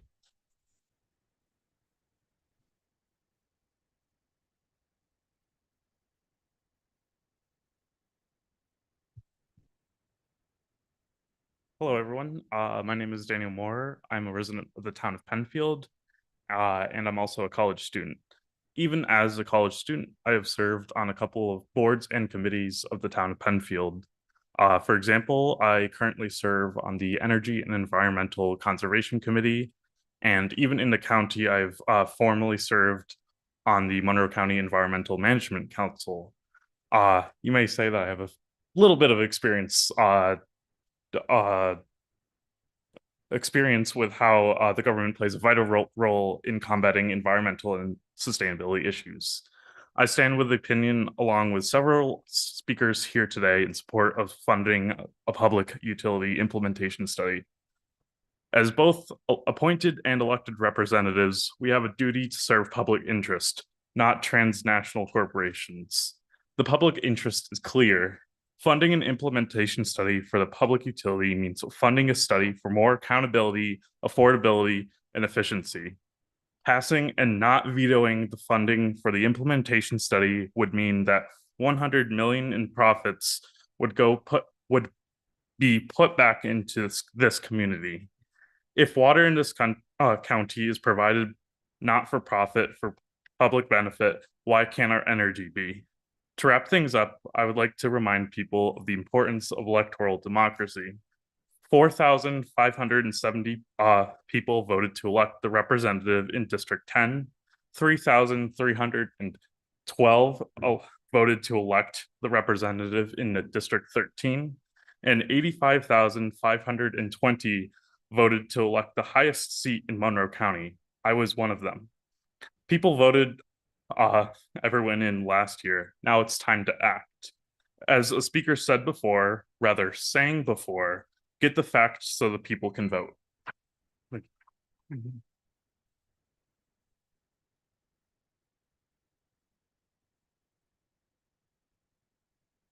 Our next three speakers are Joanne Kelly, Alan Blair, and Dr. Elisa Barr.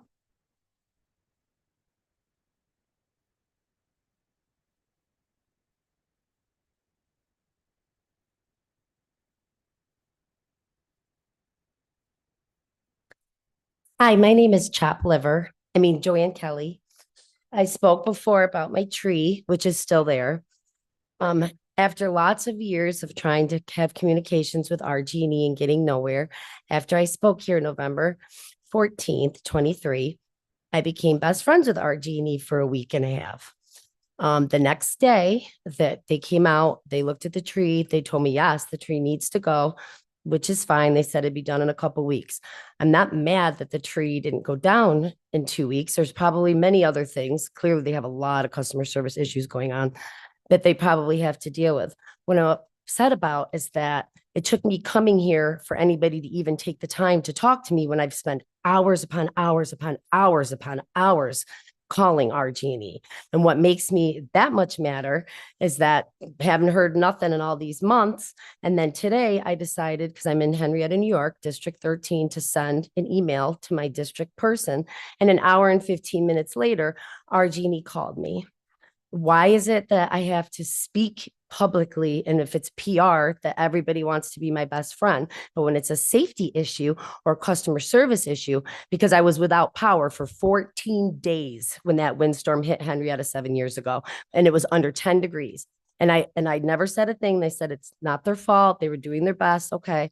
Well, when I was paying $350 a month for electricity in the summer, when I don't even have an air conditioner, I didn't complain about that either. But after having somebody tell me this tree needs to go down, and then nobody saying anything to me, no one responding to me, and everybody being my best friend after I speak here, now I'm just very upset. I would really, really, really like it if you guys would just please vote for this study. Thank you for listening. You guys have a wonderful night and stay healthy.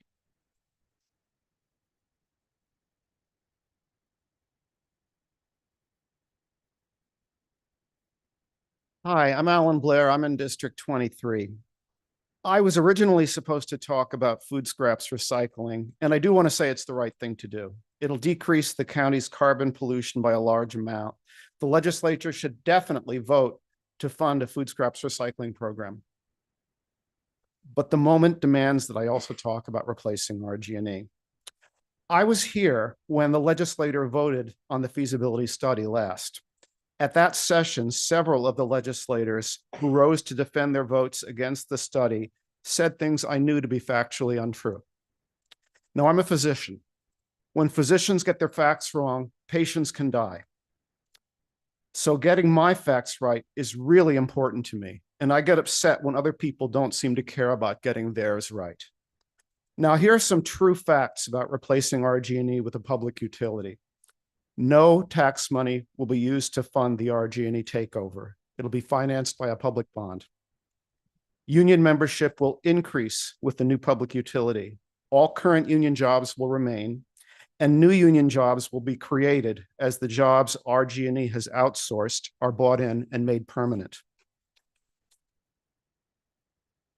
Almost all public utilities are competently run and have lower rates than almost all privately owned utilities. RG&E and its apologists have presented no evidence that the utility created by the RG&E takeover will be any different. Smear tactics are not facts. It's also a fact that every winter, many RG&E ratepayers receive bills forcing them to choose between keeping the heat on and buying their medicine. I have firsthand experience how that turns out, and it's almost always bad for the patient. Don't force people to choose between their health and their heat. Fund the feasibility study so no one has to sacrifice themselves to keep their family warm. It's the right thing to do.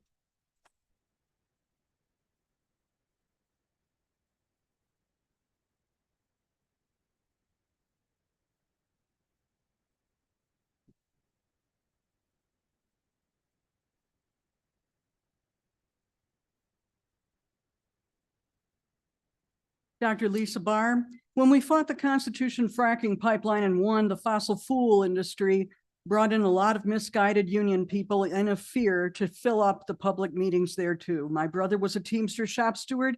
I was a union organizer. I was an IBEW member. I know the Green New Deal will not jeopardize anybody's job. It's going to create jobs. It's going to create good union jobs.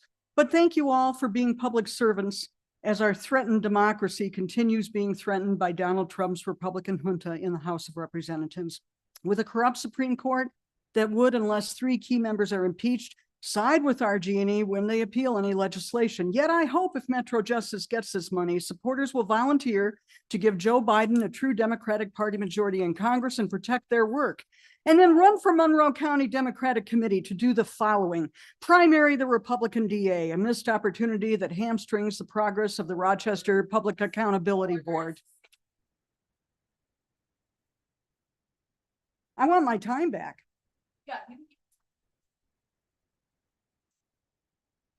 Okay.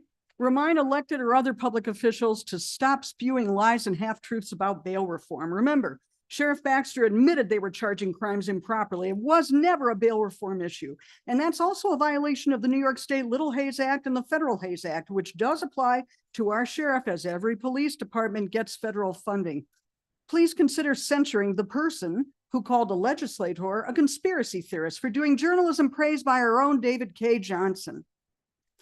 We wouldn't need Metro Justice to study RG&E if Ronald Reagan had not eliminated antitrust law. Joe Biden and a House controlled by Mr. Jeffries would get the job done for us.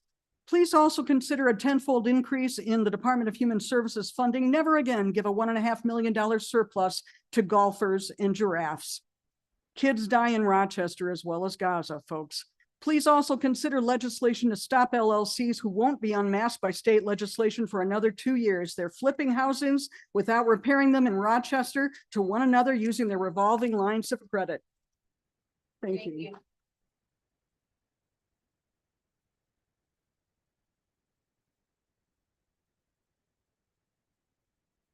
Our next 3 speakers are Michael Harold,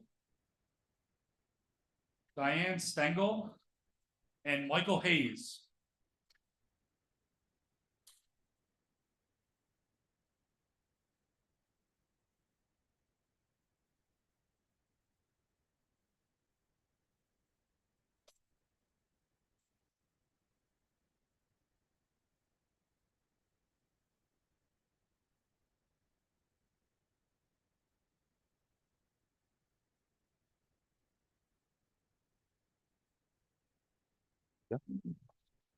Good afternoon, everyone. My name is Michael Harold. I grew up and have lived in Monroe County here my whole life. I'm here speaking on behalf of Metro Justice. As far as getting the facts from doing this study, I've listened to many hearings like this before, but I'm here to speak up just because I want to get this study done and get the facts. And I think that Monroe County Legislature needs to fund this study. We've had some people up here speak about climate change. I'm not sure if they mentioned that this March was the hottest month, the 10th month in a row that we've set a record. So it just seems like, how can anyone be against getting the study done on how we get our energy delivered when this climate crisis is bearing down on us? It's almost as though the people arguing against the study make the argument for us, because why are we so afraid of what this study is going to turn over? An informed public is fundamental to democracy. Every speaker here has come with a unique perspective. So I'd like to bring mine that, growing up in Webster, a little bit more affluent, going to school in Brockport, and then now living in the city where I do. The disparity of the art of delivery of services from RG&E is clearly a racial justice issue.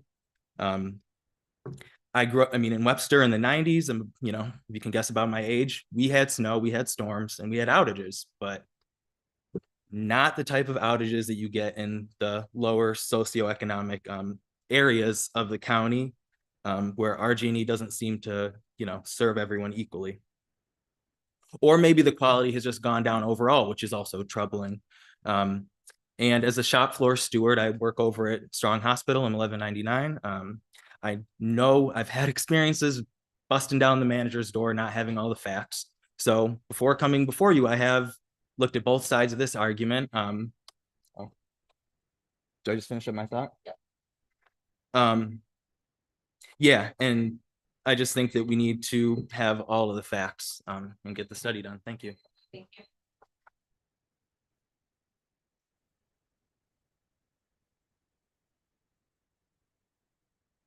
My name is Diane Stengel, and I'm a homeowner in the city of Rochester. When my husband and I first moved to the area in 1986, we rented an apartment in Fairport and were customers of Fairport Electric.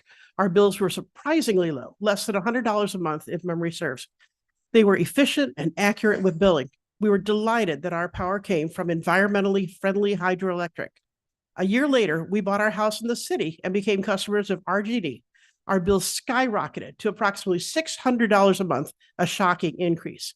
Since then, decades of state regulation, fines, and investigations have failed to make RGD a better utility. Even with a 34% rate hike in distribution costs over the next 3 years, RG&E makes serious and ongoing billing errors, fails to make promised grid investments, and fails to meet climate goals. It's very clear that RG&E no longer is meeting our needs. Public power is not just an idea. Fairport Electric is a working model of public power proven for decades to be superior to RG&E. Profits are reinvested to improve service and lower rates for its customers. If I could choose to get our power from Fairport Electric, I would jump at the chance. How many RG&E customers do you think would happily switch to Fairport Electric? How many Fairport Electric customers would happily switch to RG&E? The county legislature must fund a feasibility and implementation study to investigate taking over and replacing RG&E with a public utility like Fairport Electric. We need unbiased and thorough information to make a sensible choice at the polls. That's democracy. You were elected by the people of Monroe County to represent our best interests. It's time to listen to the people and not the disinformation from commercial interests that are ineffective, inefficient, and clearly not meeting our needs. You must do your job and fund the study today. Make us proud to vote for you as our representatives. And yes, on the ceasefire project proposal.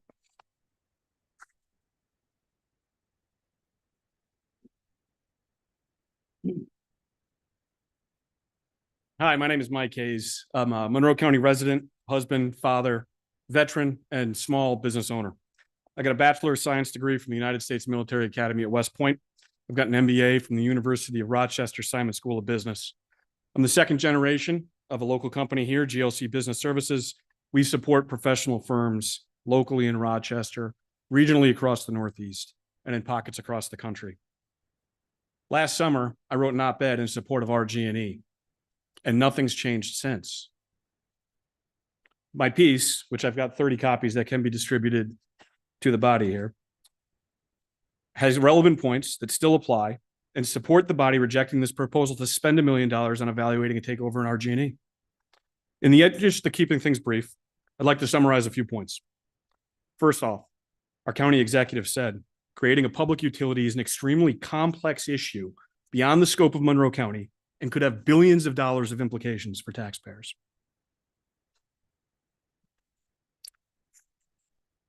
I think he does. There's $165 million of tax revenue that comes in, and every argument coming forward says about 100. Sorry. Creating a public utility is an extremely complex issue, and it would have cost billions of dollars, could cost billions of dollars to the taxpayers. Unfortunately, we have a history of running large projects here in Monroe County that doesn't inspire confidence if we were going to take one of these projects over. We have increasing crime. We have RPD recruitment decreasing. We have, within recent history of everybody alive in this room, the failure of the fast ferry. We have all sorts of issues over at Salem Stadium. We have the Rochester Community School District spending 54% more per student than the rest of the state, almost 3 times the national average. And the scores still remain among the lowest of the nation. I'm not bringing up these points to rub anybody's nose in the dirt. I'm not trying to embarrass anybody. But I'm trying to discourage a process that doesn't look at the facts and throws good money after bad. Common sense fails, and we end up spending $1 million to more clearly understand that absorption of RG&E would remove that $165 million from local tax revenues with neither a plan for significant spending cuts nor replacement, well, then we deserve to be remembered with that failure. Thank you.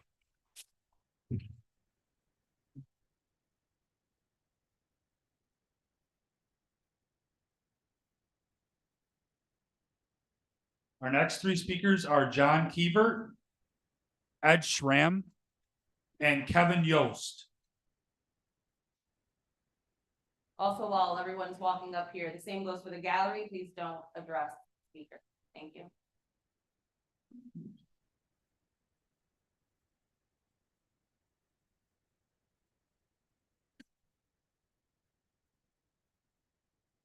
I'm John Keevert. I live in Brighton, and I am co-chair of the Environmental Justice Ministry of First Unitarian Church. We support a study to investigate replacing RG&E with a public utility.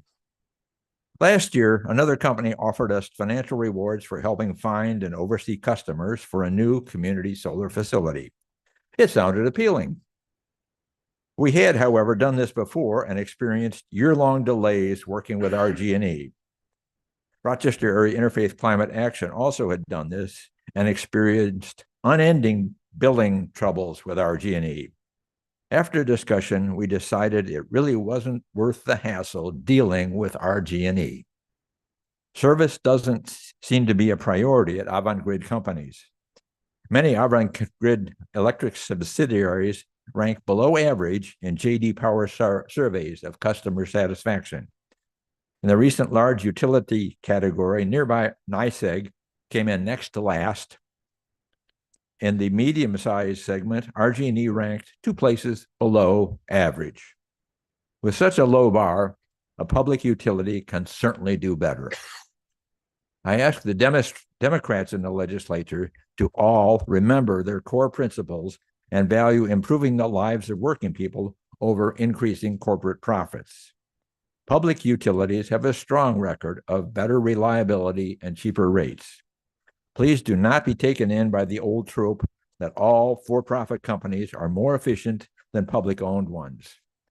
Privatization of public utilities is often reversed when companies step in and raise rates and cut service. Check out the Atlanta Water Authority for one. With a public utility, we no longer need overpaid executives and profits fleeing the county to overseas owners. I'm sure RG&E fears that the study will show the upsides of public power. I ask you to accept your responsibility to the voters who elected you and make the study happen.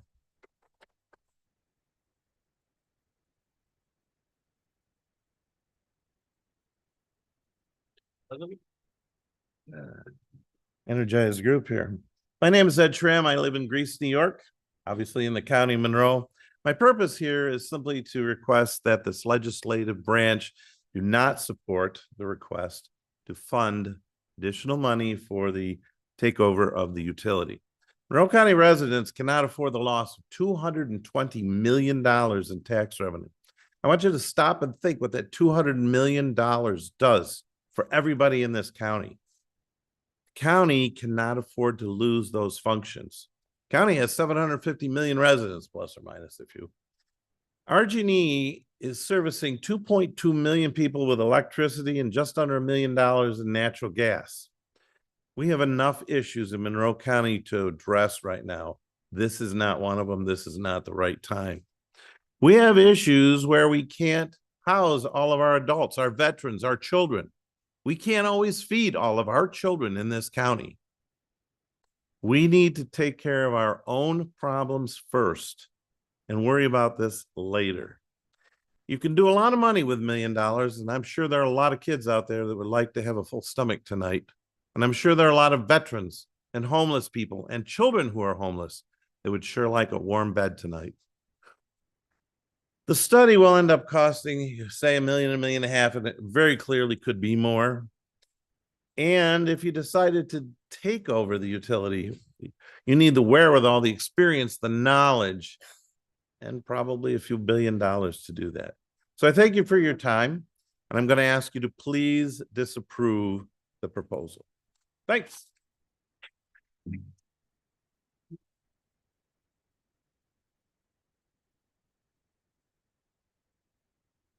Our next three speakers are Kelly Cheadle, Robert McFarland, and Sean Flannery.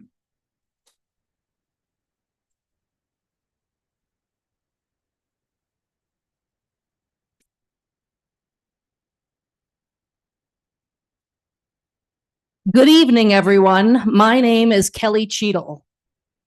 I am a homeowner in Rochester, and I would like to take this opportunity to enter into the record that on November 14th, 2023, Legislator Udelson stated that I'm not addressing him, I'm simply declaring that this was the statement that he made.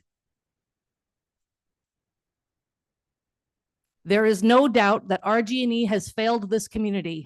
I hope to be able to vote for a study at some point and to continue this discussion. Good news, everyone. You are now able to vote. When you vote for the study, we can get the facts that will provide a clear answer on the viability of a public utility. This vote has been a long time coming. We are here tonight because we are tired of being put on hold. We are tired of the corruption, the crony connections, the lobbying. We are tired of RG&E holding fun fairs and community connections like the one held here earlier today that conveniently ended just before this meeting. Not because you want to help, but because you know that we're showing up. And when we show up, we win. Most of all, we are sick of being sold out and fed up with elected officials who fail to act in our best interests. Just because RG&E has repeatedly failed this community doesn't mean that you have to. We are here to remind you that the county executive may sign your checks, but we foot the bill. You are a co-equal branch of local government and you need to act like it. You're supposed to demand accountability and transparency and not allow yourselves to be used like a rubber stamp. Stop doing his dirty work. If he wants to veto the study, then let him. If he would rather listen to RG&E lobbyists like Bob Duffy or Joe Morelli's son, let that be on him. We need you to keep our dollars in our pockets and not lining theirs. Vote yes on the utility study. Let the record show their cowardice and not yours.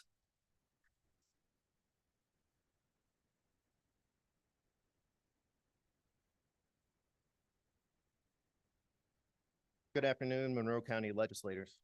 My name is Sean Flannery. I'm an optical coating technician at Optimax Systems, Inc. My wife, Kate, works in healthcare administration. My daughter, Ruby, is an inspiring leader in the 3rd grade at South Lawn Elementary School. And my family and I are grateful to have found a home in the West Irondequoit neighborhood straddling the Rochester line near the zoo. We are widely involved in this community and deeply committed to a sustainable future for it, to sustainable jobs, to sustainable power generation, sustainable power transmission, and a sustainable economy that empowers us, the people, the residents, the workforce, and the voters of Monroe County. To make sure that you understand our values and recognize our democratic choice, my family came here tonight to reinforce that it is time for the county legislature to fund a feasibility and implementation study, to investigate taking over and replacing RG&E with a public utility. We are here to say, authorize this study now. We understand there were 3 Democratic legislators that voted down a feasibility study last November. You stated that you weren't against it, but you wanted to see legislation go through proper channels, through proper process. That has happened now, but it seems only one of you actually meant what you said. The 2 others keep moving the goalposts and repeating disinformation. Thank you, legislator in District 11, for your integrity. To the legislators of District 10 and 13, we call on you to join the majority of your colleagues to represent us, the people of Monroe County, and stay true to your word. Be a part of this historic opportunity to give our residents a better utility than RG&E can provide, a more fair and sustainable future than it can provide. My family is here tonight demonstrating the political will that you need from Monroe County residents, workers, and voters. Fund the feasibility and implementation study now. Thank you.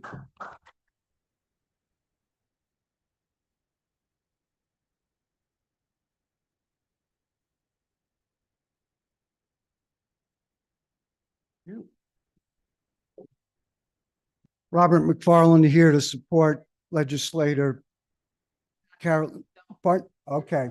To support the ceasefire resolution that has courageously been put forth here in front of the legislative body. Way past time for the United States to force Israel for a ceasefire. The genocide that, if you choose to pay attention, that you're witnessing has been planned far in advance. I said this before one time here, and I'll put it again on the record. Giora Eland, in November, about 6 weeks after the war started, he was a former head of the National Security Council. I quote, Israel needs to create a humanitarian crisis in Gaza, compelling hundreds of thousands to seek refuge in Egypt or the Gulf. As a result, Gaza will become a place where no human being can exist. That's a quote. That was November 18th of 2023. There will probably be more civilian casualties. It is not going to deter or prevent us from moving forward. One of the Knesset members, back when this war was just starting, Mirav Ben Ari, quote, the children of Gaza have brought this upon themselves. Really? Children bringing it upon themselves? And the president of Israel, President Isaac Herzog, quote, there are no civilians in Gaza and everyone is a legitimate target. Those children who were just recently burned with their entire family, half of them were killed, burned to death outside of Shiva Hospital when Israel attacked Shiva Hospital and all the buildings around it, and children were killed. I just want to say this. It's been almost 60 years ago that Martin Luther King on April 4th, 1967, addressed the nation and he said, I knew that I could never again raise my voice against the violence of the oppressed in the ghettos. You could count Gaza as a ghetto without having first spoken clearly to the greatest purveyor in the violence of the world today, my own government.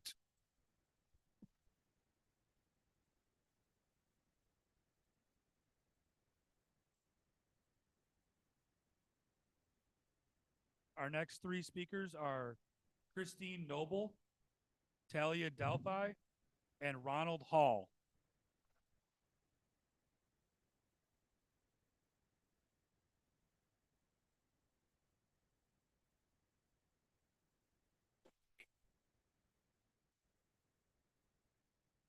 Hello, I'm Christine Noble, board member at large for Metro Justice and lifelong Monroe County resident. Before I read my written statement, a brief moment of levity that will nonetheless hopefully be food for thought for a couple of the members of this body. I went to high school in East Rochester, and for those that represent that district or that town, and I understand there are two different districts, ask yourself, when the people of that village find out that they could have had something that the people of Fairport do, and you voted it down, how do you think they're going to react? But, you know, I digress. Legacy. I think about that a lot lately.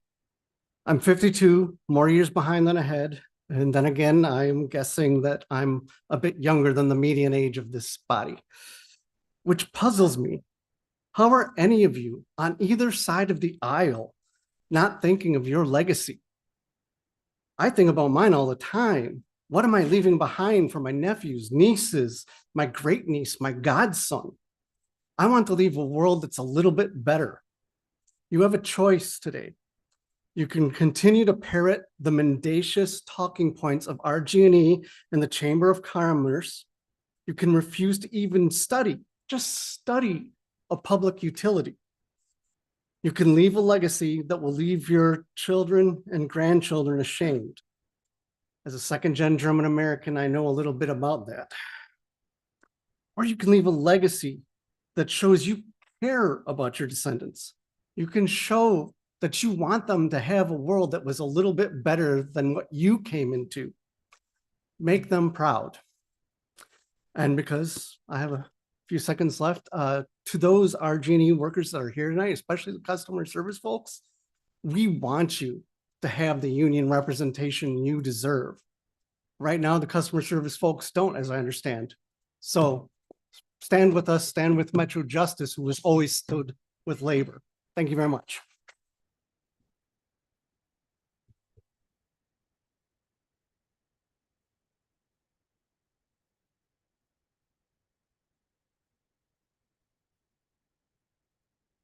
One of the most infuriating things about being alive in 2024 is watching monolith companies like RG&E continue to exploit their involuntarily loyal customers, of which I am one, by not only profiting off of a basic human need, but sacrificing quality, accountability, and even humanity with practices like winter shutoffs and outrageous billing errors that are impossible to resolve with their abysmal customer service.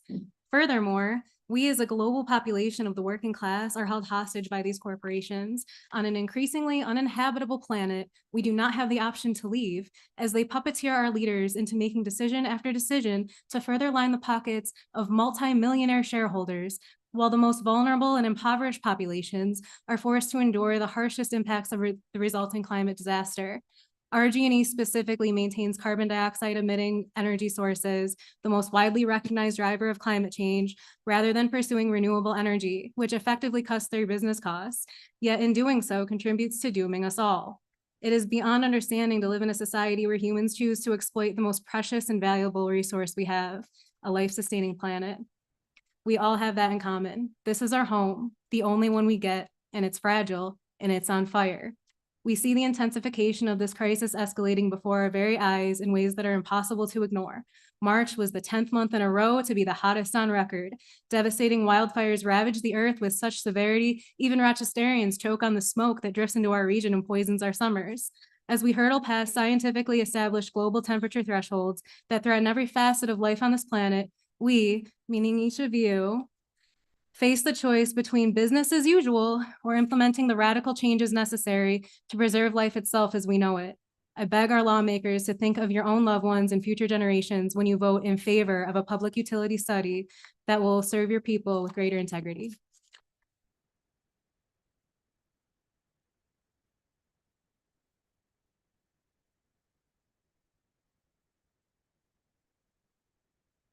Good evening, everyone. Today I stand before you fueled by outrage over RG&E's failures, environmental neglect, appalling customer service, unaffordable rates, and most shockingly, their audacious financial overreach into our bank accounts. Our community has suffered enough under the guise of their service. Our environment can't bear more of RG&E's fossil fuel dependency, contributing to the climate change and pollution at alarming rates. And yet, as our planet cries out for help, RG&E prioritized profits over sustainability, ignoring the urgent need for clean renewable energy. But the final straw, discovering RG&E's unauthorized withdrawals from our accounts, thousands of dollars taken without consent, and absolutely positively no accountability. I'm not concerned about myself.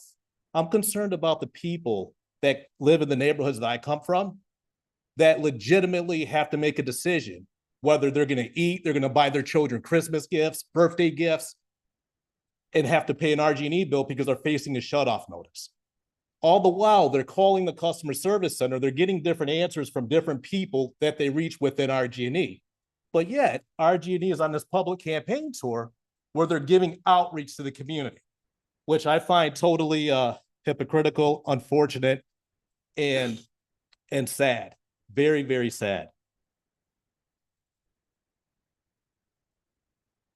And then when you contact RG&E, they're so dismissive. You can't get to another layer of management, and it's sad. I don't fault the employees. Does that mean my time's up? No, that's. Oh, okay. I don't fault the employees because they have a job to do. I fault the management and the board of directors of RG&E, who needs to be held accountable. But yet many of them support and fund your campaigns. All I'm asking is this: take a look at it objectively. Look at the people that don't have a voice, the people that are in the communities that are getting their RG&E cut off, that can't send their kids to school, that are living a very, very difficult life and an added stress of RG&E. Thank you.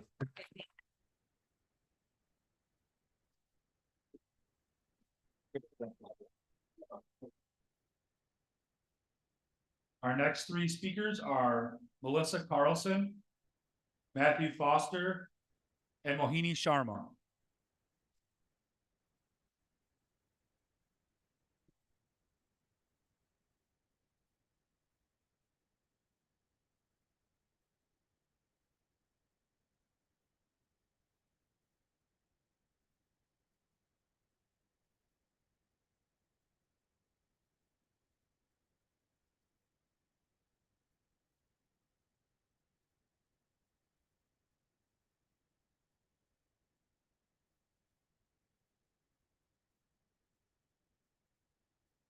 My name is Melissa Carlson. I am a homeowner in the city of Rochester. 3 years ago, I got rid of my gas furnace and I got no bills for 4 months. They thought, who knows, that I got geothermal and suddenly it was electric and I got no bills. It took 5 hours of my time on the phone to get through to somebody and make them understand what was happening. The people that came to take out my gas meter also said that they have to spend hours on the phone, RG&E, talking to RG&E. I also had a renewable energy company in Rochester, and I answered lots of phones and I explained RG&E to people that called, and RG&E wasn't helping. So as a local resident, I want RG&E workers to have a better company to work for. I want the PSC to act reasonably. And when the state lawyers researched RG&E and found lots of problems, they still got a rate hike. And somehow that just doesn't make sense. We, the public, deserve a study. The county must fund a fair study for the cost of replacing RG&E with a competent local public utility. I urge all the legislators who have not voted for this to consider their constituents and vote for us, not the corporations. Thank you.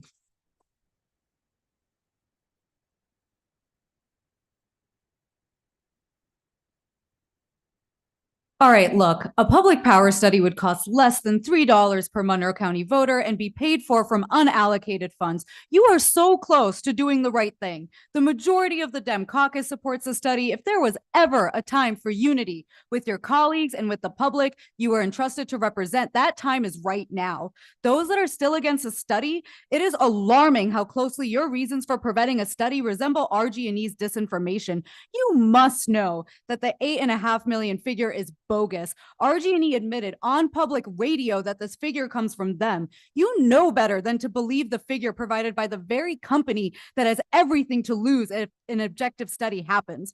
Furthermore, I implore you to stop posing this as a choice between whether RG&E pays for taxes, liabilities, and grid modernization, or the public pays. We, the rate-paying public, pay either way. We pay for all of RG&E's operating costs plus profit. We pay for the taxes they give local governments, and we pay for RG&E's investments and liabilities. The real question is whether we pay more with RG&E with no accountability or pay less with a public utility we actually control that is cheaper because it's not for profit and can take out loans at 2/3 less interest to make investments. If we pay either way, do you really want us to keep blindly accepting this raw deal that we get with RG&E? If this was so cost prohibitive, why have there been 68 public power transitions in the last 40 years, including Messina, where rates went down by 25%, even when they paid off acquisition and legal costs? At the end of the day, without a comprehensive third-party study, any definitive position on public power is hubris. None of us are experts on every aspect of this matter.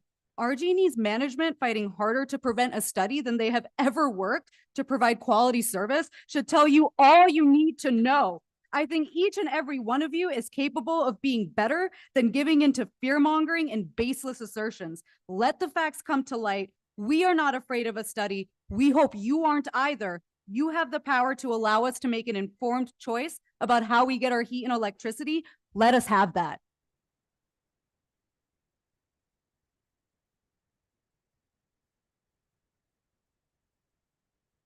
Thank you.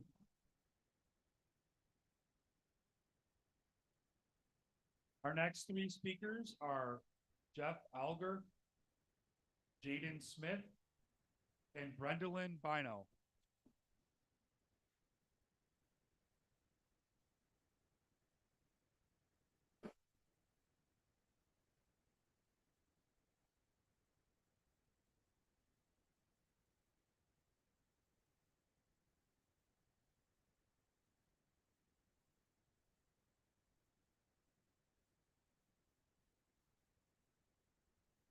Good evening, esteemed members of the legislature.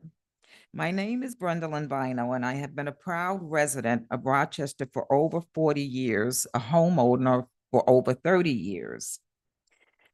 Throughout my life in this vibrant city, I have witnessed its numerous challenges and triumphs. Recently, our community faced 2 boil water advisories within a single year, and we've seen a significant uptick in crime affecting our children and families the most. These incidents highlight the pressing issues that require our immediate attention. In light of these challenges, I stand before you as a firm believer in the principle that government should prioritize the existing needs of its constituents. We should focus on improving our community's infrastructure, safety, and well-being rather than expanding governmental control. It is with this perspective that I address the current proposal to conduct a feasibility study on the government takeover of RG&E. While RG&E may not be without its faults, it is essential to recognize the efforts they have made towards addressing their issues and improving services. It's been a long time coming, I admit, but they are trying. As a utility regulated by the Public Service Commission, RG&E is held accountable for its actions. This regulatory framework ensures that they are committed to continual improvement and accountability, a safeguard that might not be as stringent under a politically run utility. Our city has ventured into the realm of increased governmental intervention before, with initiatives such as the Police Accountability Board. Despite its very good intentions, such measures have struggled to make significant progress or impact. This precedent serves as a cautionary tale against diverting our focus from critical issues like homelessness and crime, which desperately need our collective attention. Thank you. Thank you for allowing me to speak.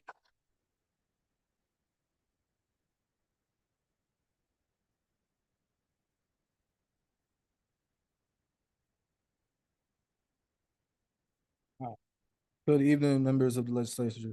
My name is Jaden Smith. I'm a senior at Brighton High School, and soon I'll go to college to study business. I've learned a lot about how businesses work and why they are important. When I heard the government might want to take over RG&E, I was very surprised. It reminded me of learning about communism in school, because like, to me, it's like it's wrong to take over businesses as a government. It doesn't really seem fair according to what I've learned in school and also in real life with other experiences. Some people say this is about making energy fair to everyone, but to me, this sounds more like communism than fairness. I think we had bigger problems to focus on. For example, a lot of kids and teenagers were having a tough time during the pandemic, especially with their mental health. And we had some scary moments at the school because of the protests and stuff outside. So we had to stay in the school sometimes because of those emergencies. I think that these are the things that we really should be worried about, but not taking over a business. It doesn't seem like a good idea to me.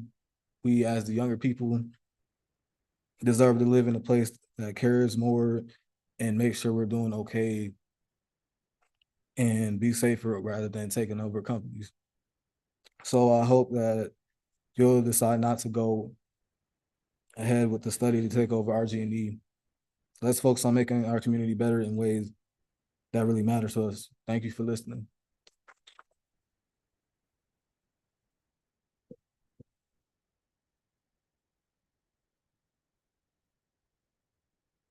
All right. Good evening. My name is Jeff Elger. I am a resident of Kennedy Road. I've been there since 2001. Some news came our way before the weekend of Easter, and it was very disturbing. I believe there's a backdoor deal going on with the county and with the town of Penfield. I want to ask questions why we weren't told what was going on. I would like to know why the county has earmarked $500,000 for 2025, 2.5 million for 26, 2.5 million for 2027. What is going on with that landfill that has been closed since the 1980s, that was only open for 5 years? It's leaching in our area. You guys know this. You bought the land, 74 acres, and you called it eminent domain. Why? Why are there leach trucks coming in, picking up the waste that you guys put a bid out, that I have documented since 2020, that you've been doing this? 4 or 5 trucks are coming to our neighborhood at night, pumping the leach out of our landfill and taking it away. So what is the deal going on here? Why are you allowing this deal to go down with the town of Penfield? And why are they in bed with you guys? You need to wake up and understand that you work for us. We vote you guys in office. We're your constituents. I know that a lot of you guys have egos, and we are ready to take down people who are going to interfere with us and not help us. We're going to stand up and fight this cause. It is not over. I know it's over today. It was tabled because you were served by our attorney. We are ready to take this to the next level. We have a lot of people on our road that have contacts with very powerful people that will make national news. Reporters, what I'm talking about. Please help us.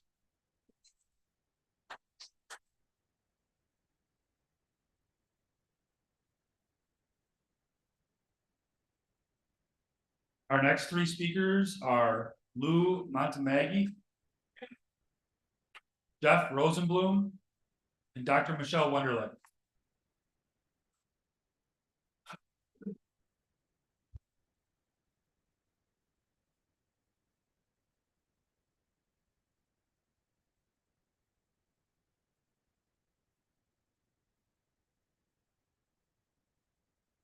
Good evening. My name is Lou Montemaggi. I'm a resident of Fairport, a beneficiary of a public utility. I moved to Monroe County in 1978 and was first introduced to RG&E at that time. At that time, they provided good service. The company was approachable and seemed to care about the community. The quality of service progressively deteriorated by when RG&E was acquired by multinational corporations. Its relationship with its workforce also worsened, forcing it to unionize to improve and protect its working conditions, pay and benefits. The multinational RG&E was interested solely in profits. These problems continued to have deteriorated immeasurably under Iberdrola's ownership of RG&E. Iberdrola is a huge Spanish multinational corporation concerned solely with profits at the expense of the quality of service and rates paid by their customers and interest in the community. Having moved to Fairport 4 years ago, after living in Arundecoit and Pittsford, I now reap the benefits of receiving my electrical power from Fairport Electric. Not only has my cost of my electricity gone down, the service has immeasurably improved. When interacting with the Fairport Electric, I feel like I'm dealing with a community friend. We in Fairport would definitely not want to transfer the provision of electrical power to RG&E. I am sure that the residents of Churchville and Spencerport feel the same way.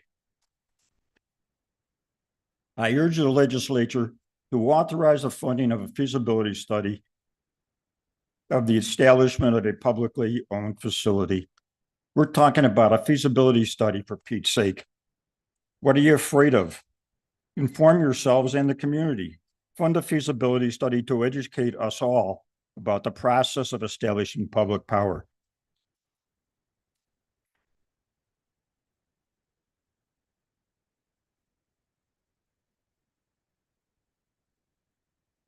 Hello, my name is Jeff Rosenblum.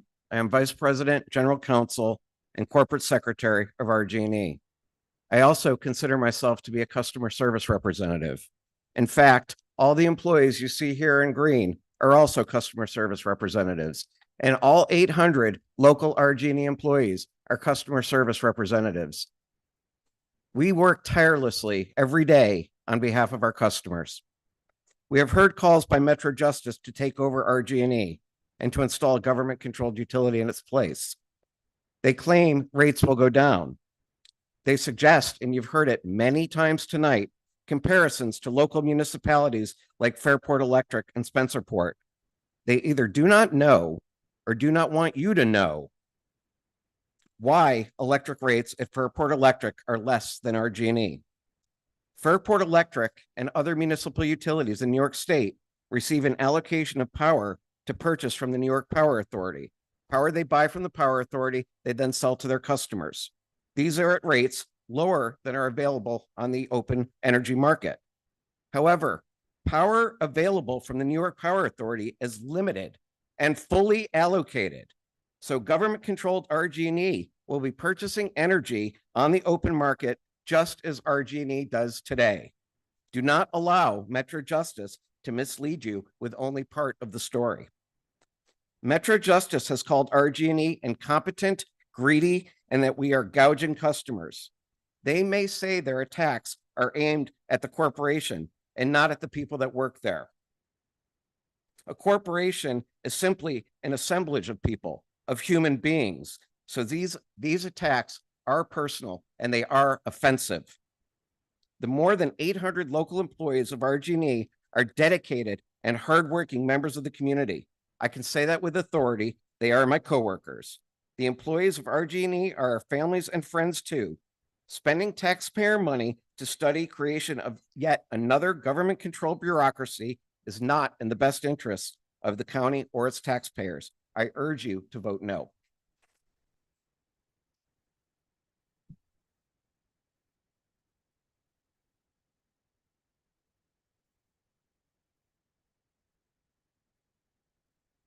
Hello, I'm Dr. Michelle Wenderlich with Metro Justice. I know some of you are afraid of potential loss of school or other taxes.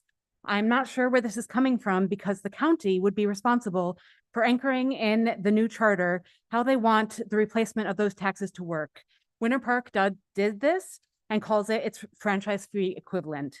Similarly, most utilities across the country have what are called franchise fees, which are a percentage of total bills that go to local governments that can be changed at will by those governments. On buyout, County Executive continues to wildly overestimate the cost of acquiring the grid from RG&E in Monroe County. He cuts the values of assets outside Monroe County, assets not yet built, and doesn't account for the current state of RG&E's assets caused by abysmal upkeep. Again, Iberdrola paid $4.5 billion for all of Avangrid service territory, 6 different utilities in the Northeast in 2008. So it's absurd that RG&E's Monroe County assets should cost the same. We also know that we don't pay for buyout costs up front. They are financed through revenue bonds that the new utility would take out at drastically lower interest rates than we pay for Avangrid's debt, and that are separate from general revenue bonds and any debt limits there. And again, we pay for the buyout costs over 30 years through the rates themselves, which will be cheaper than what we pay now. There's no effect on taxes. There's no giant debt overheads. It's only rates, which will be lower. And we need the study to say by exactly how much. And even if we do have extensive legal fees, we can look to Winter Park where that happened and they are now 30% cheaper than the utility they separated from and had transformed, upgraded, and undergrounded their entire system in the process. Fear-mongering around a giant new bureaucracy are also false. We can have a system where a public utility is owned by the county but continues to operate independently. There would be a job and benefit guarantee for current workers, and they would be responsible for day-to-day operations as they are now. The board, a new board, would be responsible for hiring a new CEO, and they could replace the executive management if needed. There would be an opportunity for all RG&E workers to be represented by a union and have a representative on the board. Also, NIPL supply is greatly expanding with the Build Public Renewables Act. Don't we deserve a study to know what our community could gain? Thank you.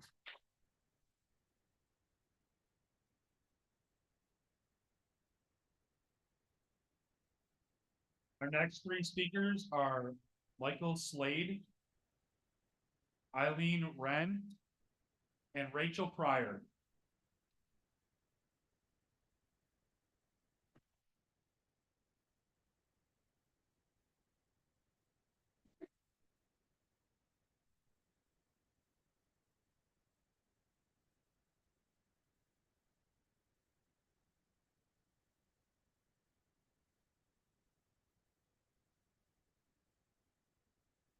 Hi, my name is Eileen Wren. I'm a homeowner and a registered voter residing in Chili.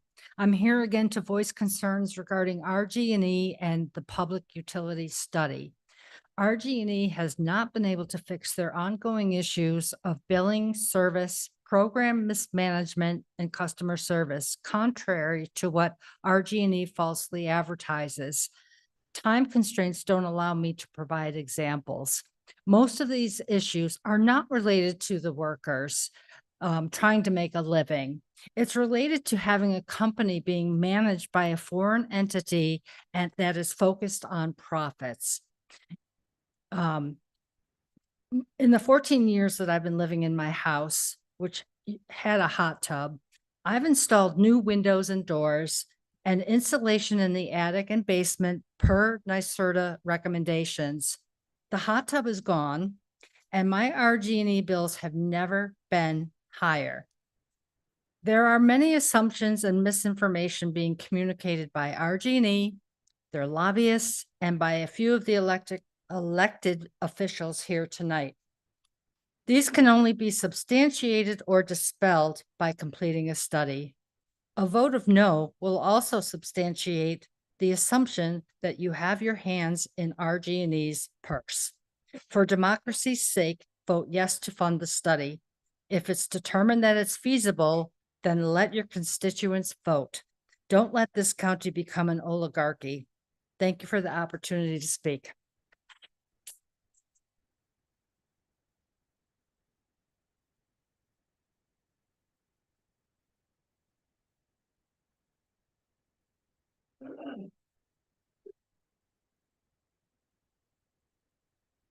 There a clock?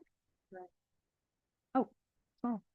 Hello, my name is Rachel Pryor. I am a homeowner in Henrietta and have been unsatisfied with RG&E for 12 years, as long as I've paid RG&E. Downstairs, first floor, there's 83 people when I first got here. I wasn't able to get out of work as early as I wanted to because I don't work for RG&E. There was one green shirt and she was on her phone the whole time. So I've seen a lot of you guys on the phone too, which is kind of disrespectful, I feel like. And I mean, I've taken my time out of my day. I changed my schedule around. And so the one thing that I had this all planned, and I'm not a very good public speaker, but taking action is what I know that I need to do now. And at 38, I got a lot of making up to do and people to share it with and people to talk about. And I don't know any of you all, but everybody on the phones it's just, so anyways, I'm wasting my time here. I'm for the study of RG&E. I wonder if anybody on this side has ever been in poverty, because we need to find out through this study if it's going to help all of those people who are in poverty. And Henry, excuse me, District 10 and 13, how much time do I got? May I ask? Not much. So I guess the big thing is the impact and the opportunity. It's going to create jobs. It's going to find out, and a study, oh goodness. Just taking action, and this is the action of taking the study, so we can really find out You know, I have a friend in the city who is pulling strings any way she can to stay in her house. And something like a lower rate would really make a difference. The budget billing at RG&E has changed to that. I'm talking to a Southern accent gentleman, and I'm talking about budget billing and wondering why my billing is changing. And so he doesn't understand about, or they don't understand about the winter months and such. So Monroe County residents deserve to know if a public, not-for-profit, public utility is in their best interest. Let the study speak for itself.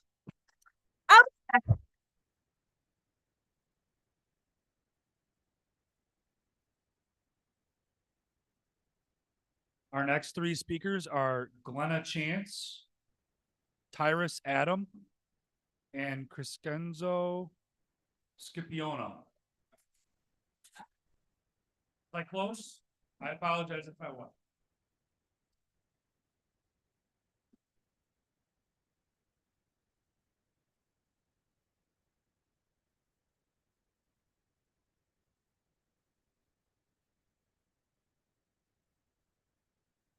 I apologize.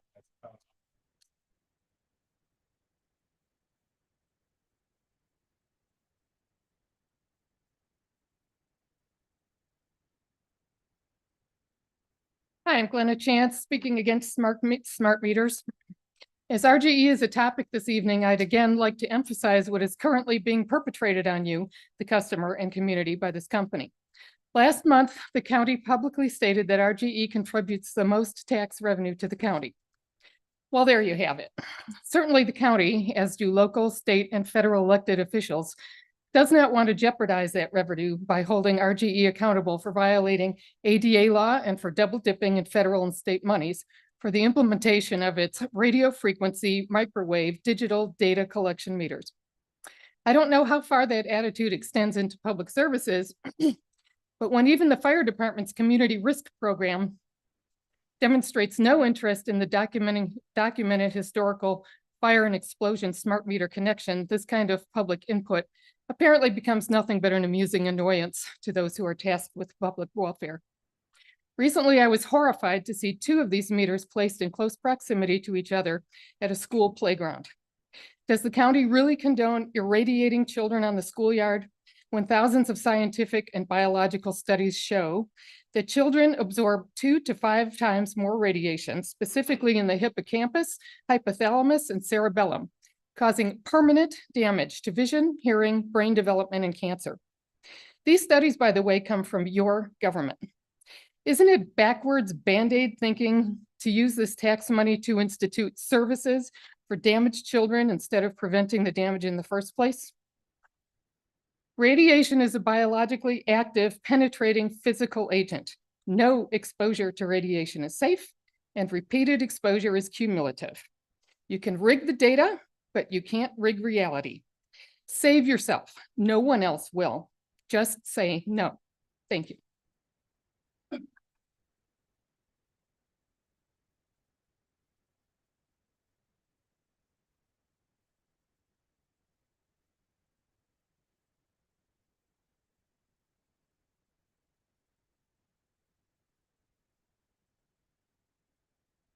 Good evening, ladies and gentlemen. My name is Tyrus Adams. To some of y'all know me as Asa. I'm here for two different reasons, and the first one, you figured it out. All right, now I got my time. Okay, now. I'm here for two reasons, but I've never seen so much violation of the 14th Amendment in my entire life until tonight. How many people know what the 14th Amendment really is? I mean, question yourself, because I'm here for something that my sister got caught up in, and it was called a tax foreclosure. She never received no notice, no foreclosure notice, no notice of sale. Do you know when she realized her house was sold under her? Is when she went to go pay the taxes. And she was hurt and devastating. Now, we're talking about someone who's 63 years old, who have 5 seniors in that house. Her husband has a stroke. She got a brother who's mentally ill, and she got another brother there at stage 4 cancer. And they're trying to put her out her house. We got to do something better for seniors. I mean, when something is missing, we got to understand, most of you folks have parents. And most of these, majority of the inner city people do not understand the tax law or how to process to go through it. And this now I'm beginning to find out not only she went through this issue of not receiving a notice, which somebody need to take a look at, because I'm going to fight this to the very end. And you guys need to help change this rule too. Now, as for the 14th Amendment, I'm going to let y'all know right now, it does also apply to my sister now that I think about it.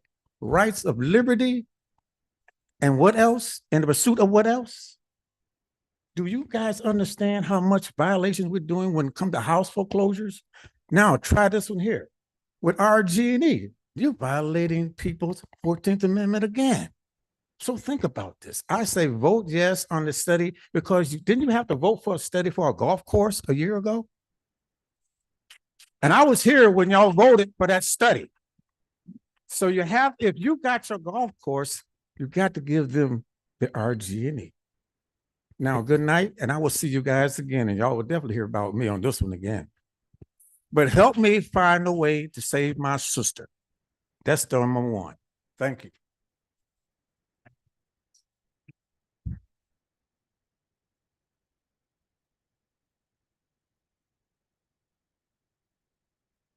So we've been bugging you for more than a year now, and I want to thank each of you for the listening that you've done. We're here tonight asking you to study the feasibility of replacing RG&E with a local public utility so that we can debate these issues using real data specific to our local situation instead of the conjecture and disinformation we've been hearing from our corporate opposition. I want to thank the vast majority of the Democratic caucus for its steadfast unity in seeking those answers on behalf of the public. You have been diligent, incisive, and fair in your collaboration with the community on this. You've withstood the lies and disinformation from RG&E's PR machine with calm conviction and have kept asking tough questions when the administration seems to parrot those very same lies. You have refused to be either deceived or intimidated. Thank you.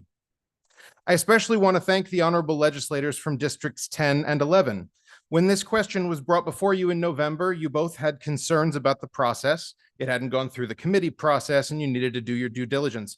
To address those concerns, the referral before you tonight has proceeded through the regular order, has been approved by 2 of the 3 relevant committees.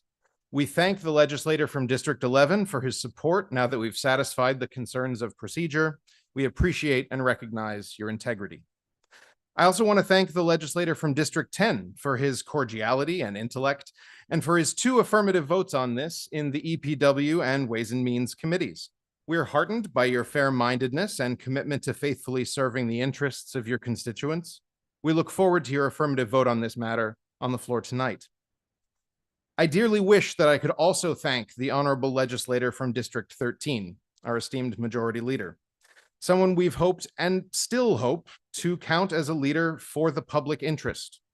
Your seeming reticence to stand up to RG&E has disappointed us, but we still hope that you'll surprise us by doing the right thing here tonight.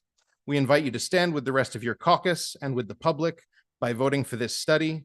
We're sincerely looking forward to being able to thank you too. And if you vote for it, you'll get a break from hearing for us for a little while.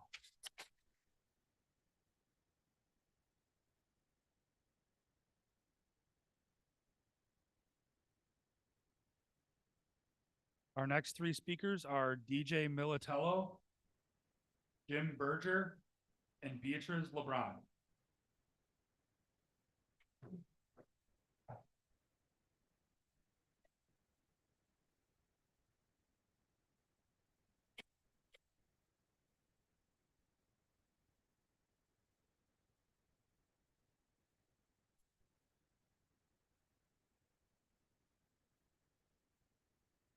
Good evening, legislators. I'm here to ask that you allow us to pursue the public power study, to allow us to try and do something that benefits the working class members of the city, not just investors. Currently, we sit at being the 3rd poorest city in the entire United States. I work with clients every day who struggle to pay their gas and electric bills. My job is to help enrich their lives, not spending every day trying to figure out how to pay their exorbitant bills. RG&E is holding us hostage the tune of $97 million profits a year. Imagine what could be different if that money stayed with the third poorest city in the United States. It's time we did something to address poverty here. Do not impede us as we demand the chance to improve our community around us. It's ironic that wealthier areas like Fairport get to have public power, whereas the poorer communities in the city have to pay 3 times the amount. It's part of the reason we are poor to begin with. Exploitation. Please be on our side for this one. I shouldn't have to be up here to beg, but please allow us to fix some of these systemic issues that keep Rochester poor. Ask yourself, are you truly serving the people, or are you serving your own interests? Have a soul and a heart. Grant us a chance for public power and a better future. Allow us to own the city we live in. It's not complicated. Thank you.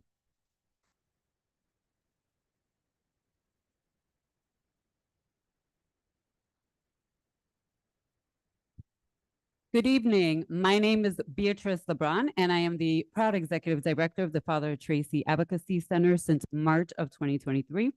And I embrace the challenges of combating the opioid crisis that we all face in Monroe County. It is not a crisis limited to North Clinton Avenue, but I embrace it with innovative approaches. And, we're immersed in the North Clinton Avenue's community. I've witnessed its resilience firsthand. It is a beautiful community made up of beautiful individuals who fight hard through poverty, systemic racism, mental health, and other challenges. Our community serves beyond the neighborhood. I serve all over Monroe County. If someone calls and they need food, they need assistance, we make the call. We rise to that level. But I want to just put out that our center serves beyond the neighborhood and prioritizes accessibility to vital resources, offering services like food assistance, healthcare, wound care, vocational support, workforce development with minimal barriers. And that is the key word, minimal barriers. We aim to revolutionize service delivery by meeting people exactly where they're at. Understanding addiction's complexities requires empathy for those who are navigating it amid poverty, mental health, fractured communities. And the Father Tracy Advocacy Center, in collaboration with the Neighborhood Collaborative, NCP, the Neighborhood Collaborative Project, does this, and we strive to restore hope amidst desperate despair.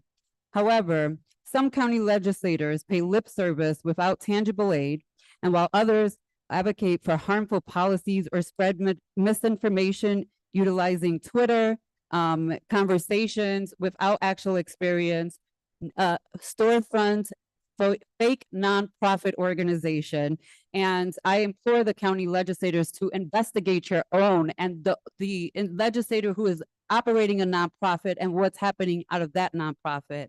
But I implore you to support the NCP pilot, the businesses, and I implore you all to call for a special meeting and support the possibility of an RG&E study. Our people suffer from it. Thank you.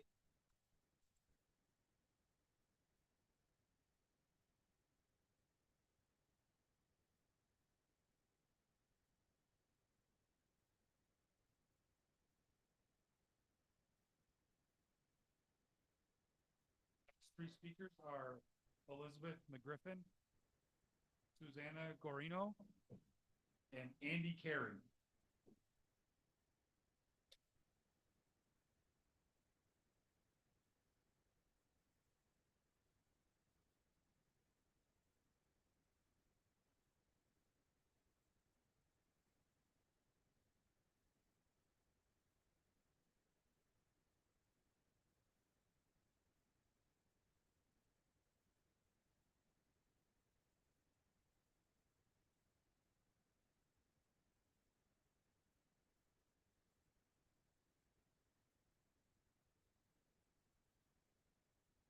Start. Okay. Hi, my name is Susanna Gorino, and I'm a homeowner in the city of Rochester, as well as a therapist in private practice. I'm here to support the movement for a study of a public utility in Rochester that could replace RG&E. Many of my neighbors, my friends, and myself have experienced dishonest billing, rate hikes, poor customer service, and other problems that could be solved with a public utility. However, we need the information that an implementation study would provide so that we can move forward. I'm so grateful to the majority of the legislators of the Democratic caucus who have already voted to allocate funding for a study. However, when this last came up for a vote, 3 legislators did not join the majority of the Democratic caucus, and 2 of those still oppose it, District 10 and District 13. Please join the majority of your colleagues to move forward with this historic opportunity to study public power for Monroe County. Please choose integrity and not greed today. Thank you.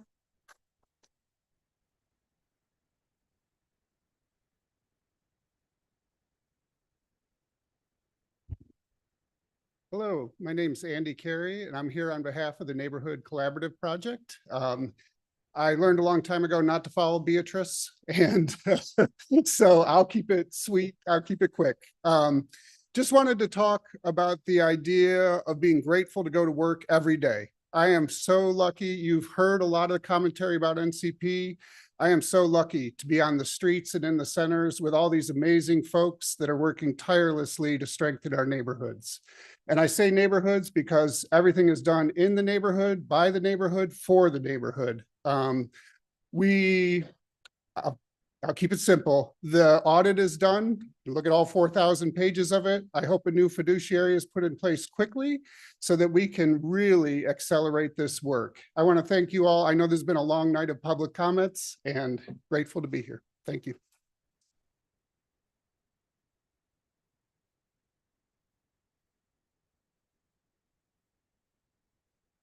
Our next 3 speakers are Michael Marshall, Catherine Kringoli, Robert Cook.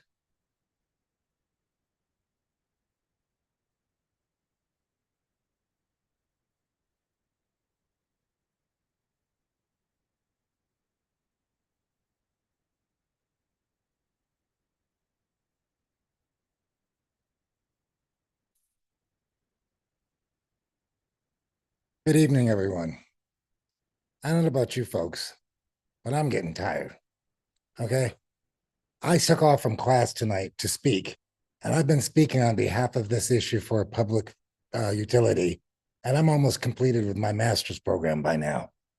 Okay? So I think it's time we do something here. I didn't go to class tonight because I wanted to come before the elected officials. I want to speak to you on 2 levels: representative democracy and a moral issue. I serve as a coordinator for the Rochester Poor People's Campaign here in Rochester.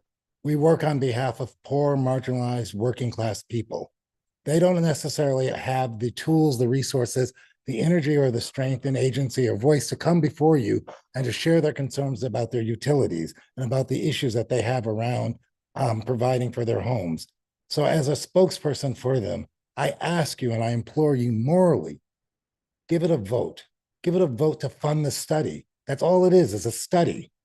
Okay? In representative democracy, everybody gets a voice. Everybody has a right to hear their story told. So in representative democracy, let the study go forth. It's not going to hurt the county. It's not going to hurt the city. It can only give us information and facts that we need to provide the constituents. The people that I work with and serve, they have a voice. They vote. They show up at the polls. Okay? They matter in our society. We cannot forget about them and pretend they don't exist. They don't sit on boards. They don't come from country clubs and highfalutin schools, but they do matter in our community. And so therefore, I did not count it robbery to come out tonight and to ask you for, I don't know how many times I've been before this legislative body, fund the study. Fund the study. You can build golf courses. You can build pickleball courts. You can give us a study so that we can figure out what to do with our public utilities. Thank you.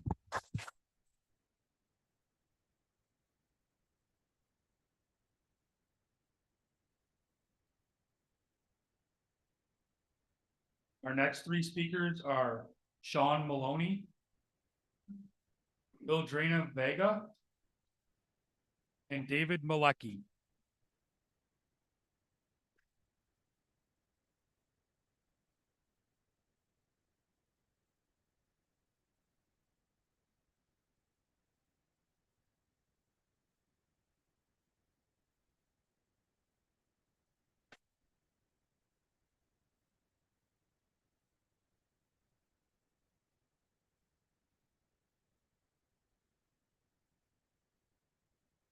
Good evening. My name is Mildrena Vega. And I used to be a CAM kid, but now I'm the teen program director at Cameron Community. My role is to maintain a safe space for teens, mentally, physically, and emotionally, as well as provide various fun educational programs for teens. In the summer of 2023, we began our workforce development program, which included our teen entrepreneurship program and our job readiness program. Our job readiness program allowed teens to explore careers, speak to professionals, build resumes, dress for success, practice mock interviews with local professionals, and just get real job experience. Our teen entrepreneur program allows teens to dive into the world of entrepreneurship, learn about marketing, profit margins, developing a product, practice selling that product, and also being able to take the money home. Please help us continue to keep Rochester teens safe. Help us to empower teens, as teens need us more now than ever. Please help us to continue to give them the tools that they will need as adults, as they are our future. They are our future teachers, voters, leaders, etc. At Cameron, we are NCP strong. Thank you.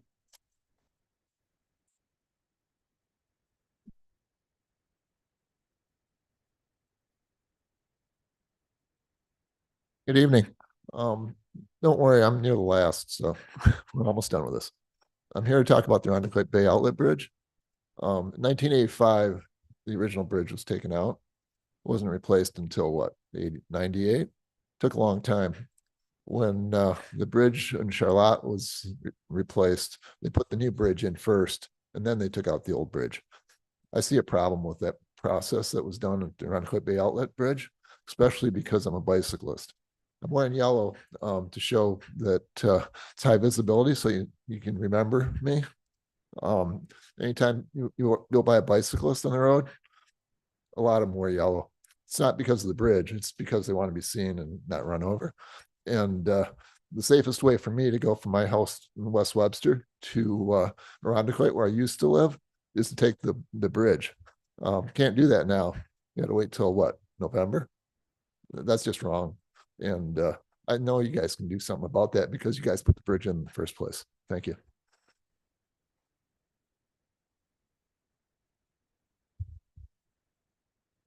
Hello, my name is Sean Maloney. So first of all, it's interesting to see here how the room is set up and actually the whole building here and how it's been organized tonight. It's ironic and it reflects the structure of this whole situation with utilities here in Rochester. So if you look, you can see in the back, the people in the green shirts, right? They're paid RG&E employees, right? Now, I don't have anything against y'all. You guys are good people, but they're paid to be here. Okay. And they're paid to be here to deceive you, to make you think that RG&E has public support, which they do not. Okay. Nobody's coming up here to talk from those green shirts because they don't really give, and of course they got the best seats in the house, and that's just like RG&E, right?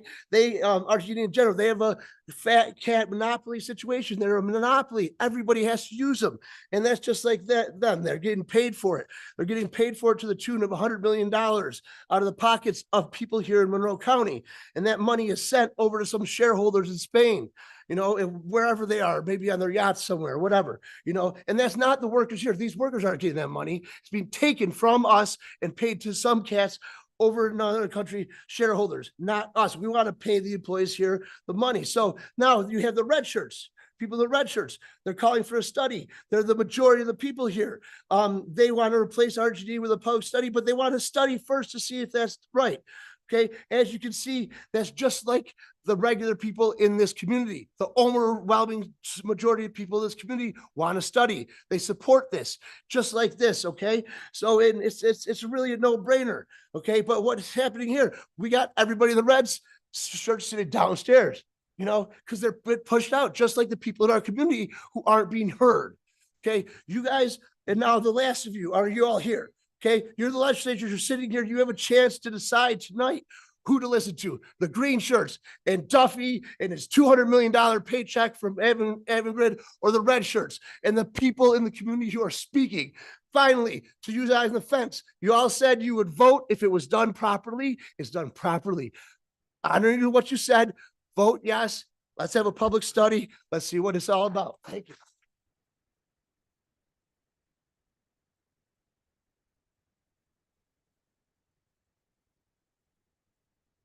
Our next public forum speaker is Carl Fitzsimmons.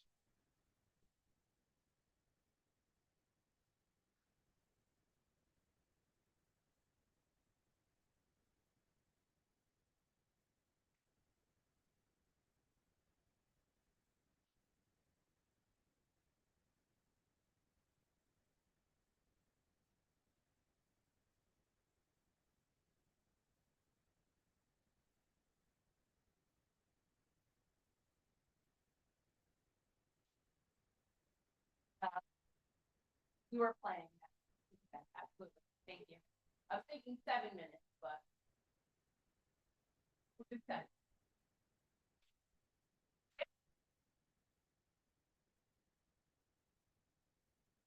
This concludes the public forum. With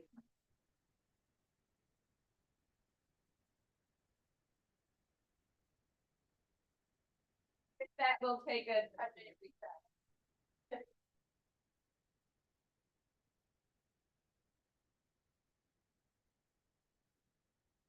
We'll be back at 9:15. Thank you.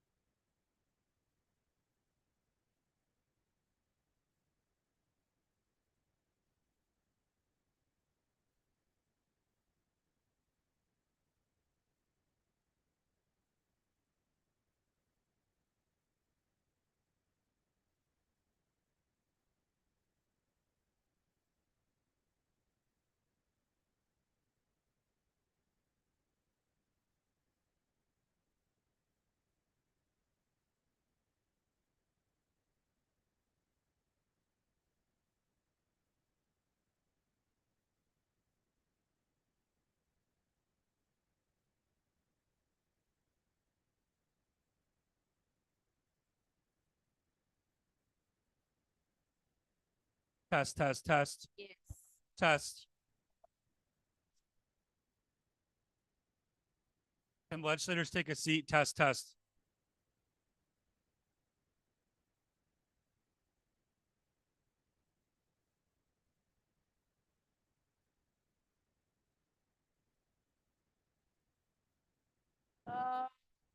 Okay, just one, okay.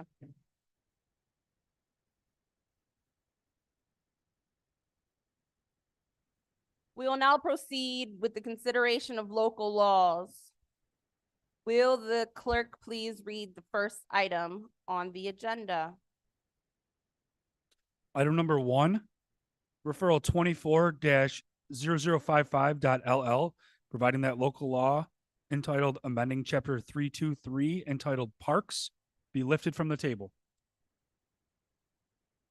Moved by legislator Barnhart, seconded by legislator Baines. This is to lift from the table. All in favor? Any opposed? Item carries. Next item.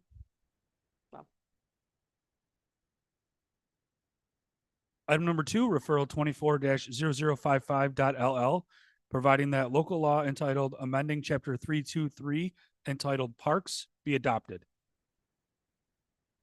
Moved by legislator Barnhart, seconded by legislator Baines. Any discussion? Seeing none, all in favor? Any opposed? Item carries. At the request of the maker of the motion, item number 7, referral number 24-0092 has been withdrawn. We will now move to consideration of motions, resolutions, and notices. Yes. Rest of the agenda as one, with the exception of items number 34, 35, 36, and 37. All in favor? Any opposed? Item carries. We'll now move to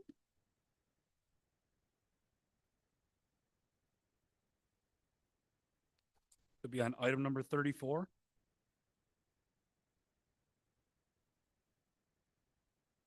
Referral number 24-0116, commit unassigned fund balance for the specific purpose of studying the feasibility of a publicly owned utility in Monroe County, authorize an intermunicipal agreement with the city of Rochester.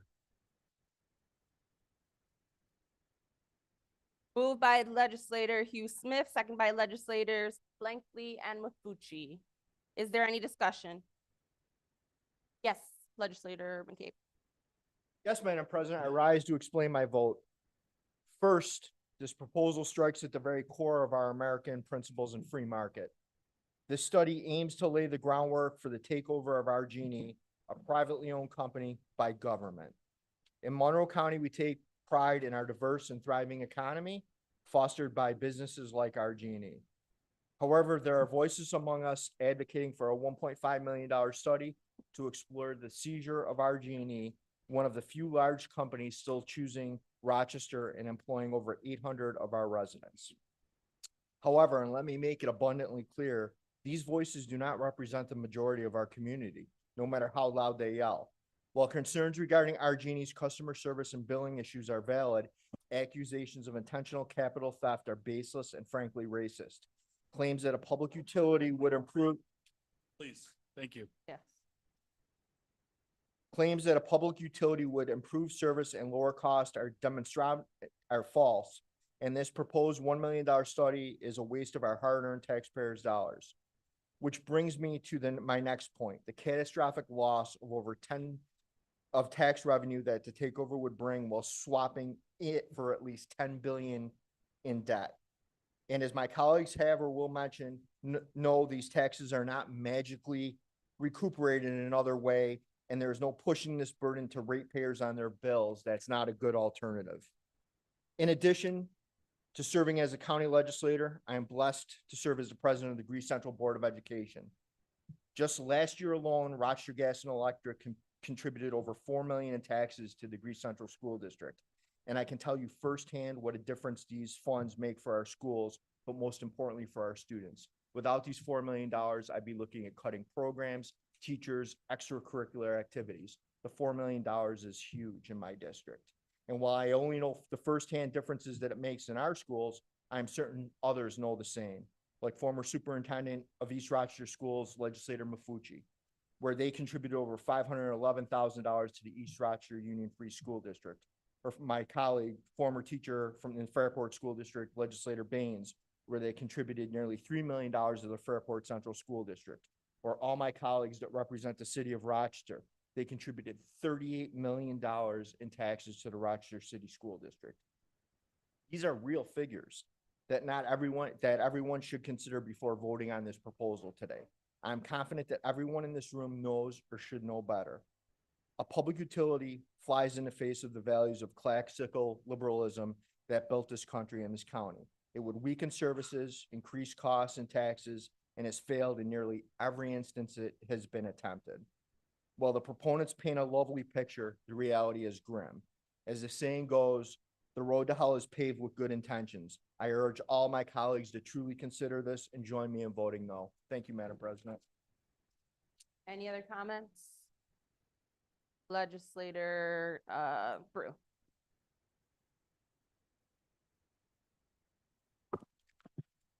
Madam President, I rise to explain my firm opposition to this proposal. While the intentions behind this proposal may be well-meaning, the consequences of such a move would have detrimental effects on our community and our economy. First and foremost, the concept of a public utility may seem appealing on the surface, promising lower rates and better service. However, history has shown us time and time again that the reality often falls short of these promises. Government-run utilities are notorious for inefficiency, bureaucratic red tape, and the lack of innovation. And I'm not referring to our local smaller utilities such as Fairport Electric, Spencerport Electric, and Churchville Electric. This could ultimately lead to increased costs and decreased reliability for consumers. Look no further than a nearby Long Island, where their public utility promised lower rates and better service and ended up with a 50% higher customer bills in the first month and double the price per kilowatt today. Or in Maine, where voters overwhelmingly rejected a public utility by 68 to 32%, partly due to the $13.3 billion takeover price tag, an amount costing $17,000 per taxpayer.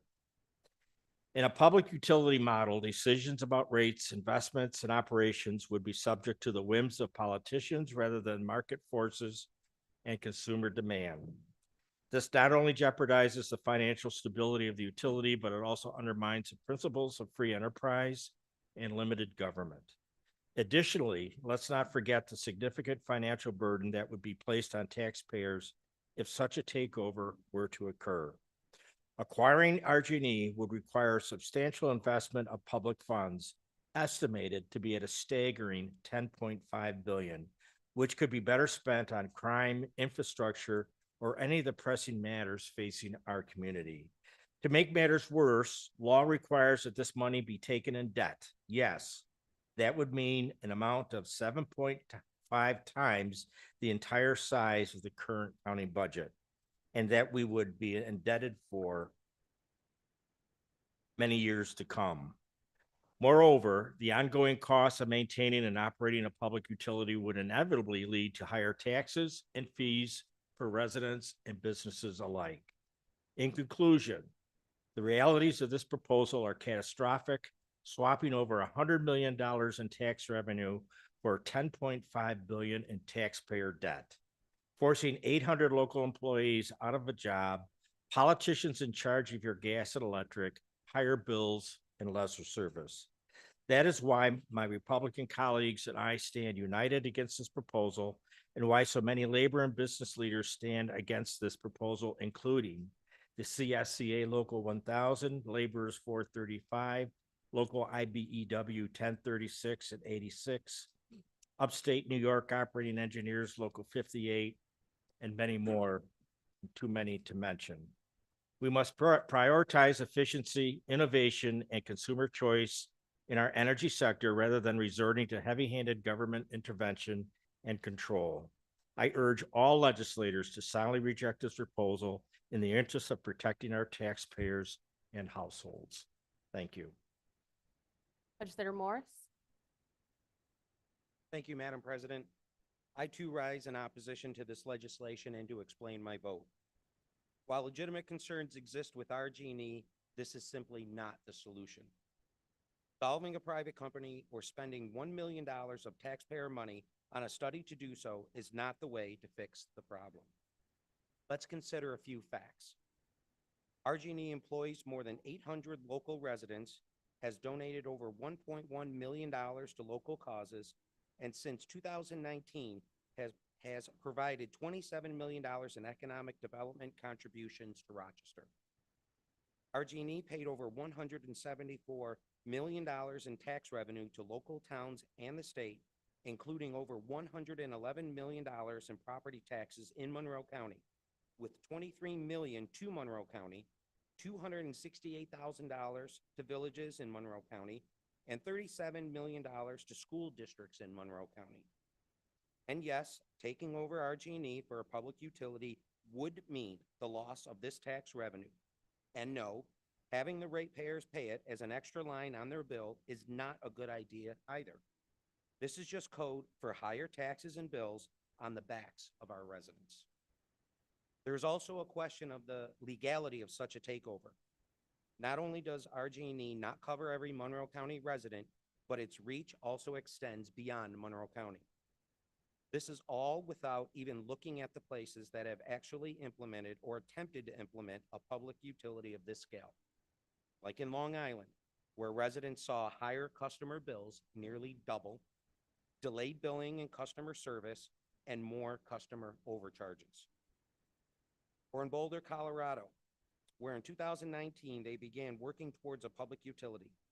By 2020, they had spent $29 million on a costly legal battle that ended in 2020 with them going back to the privately owned utility. Or in Maine, where a proposal to take over their largest utilities was estimated to cost $12.5 billion, averaging $17,000 per Maine electric customer. My fellow legislators, the studies are in. These examples are all we need to know where this is headed if approved, wasting $1 million of taxpayer money with no benefit to the people we serve and represent. In summary, that is the reality of this public takeover push and why it is opposed by labor and business leaders alike.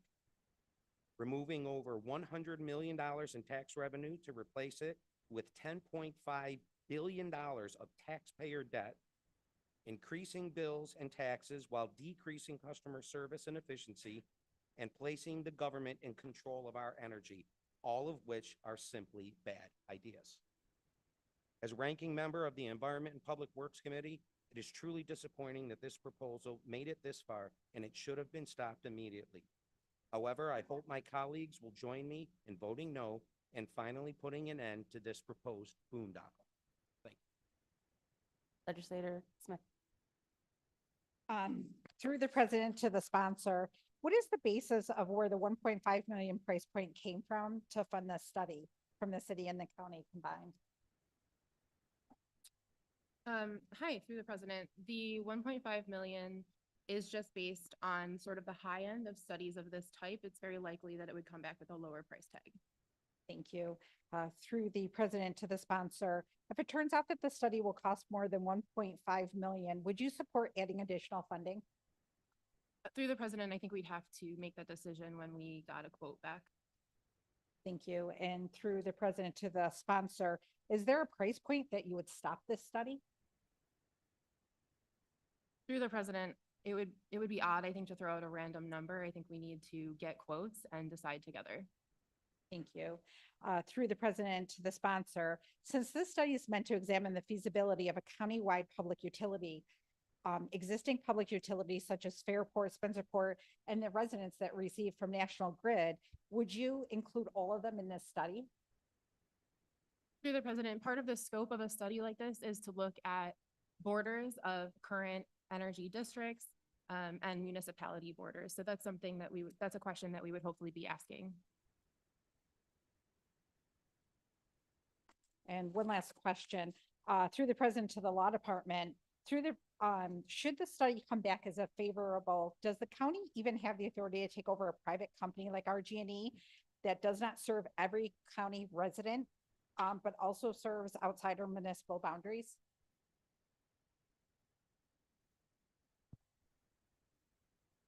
Through the president, I think partly the legal questions would have to be answered through the course of a study. Generally speaking, the county's authority ends at the county border. Thank you. I'm sorry. Can I just do a follow-up question? I'm sorry. I just thought of something through the president to the law department. You said it ends at the county border. Many of my residents have national grid. So would you then say they would be included in this study? Through the president, I can't speak to the scope of the study. I guess my comment was, generally speaking, the county would not have any jurisdiction over residents of another county. Thank you for that clarification. I'm done. Thank you, President. Perfect, thank you. Any other comments? Legislator Mafucci. President, I rise to explain my vote, and I look at this a little differently. I made these comments, most of these comments, at a committee meeting. And because I believe very sincerely in what I'm about to say. A teachable moment. 2017, when I was first elected, an audit by the New York State Comptroller found the county's available fund balance totaled $1.9 million. About that. $1.9 million against the resulting in the county being one of the most fiscally stressed governments in New York State. Past several years, in a bipartisan way, we've built back the county's financial position, far more available fund balance, significantly strengthening the county's position. We have increased spending substantially over the past several years, successfully addressing many of the county's service-related issues, contract negotiations in a timely and respectful manner, and increasing the county employees' compensation while improving the county's credit rating. While the county's finances have improved, remain vigilant and manage spending in a fiscal way. $1 million is a lot of money. I believe it's unwise at this time to spend up to $1 million. I cannot in good conscience support. Thank you. Any other comments? Yes, Legislator Baines.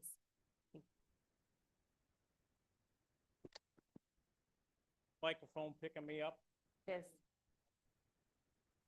First, I want to thank all the speakers. I taught public speaking for 30 years, and I thought some of them really did a nice job, both sides, and really made us think. And that's back for 5 months.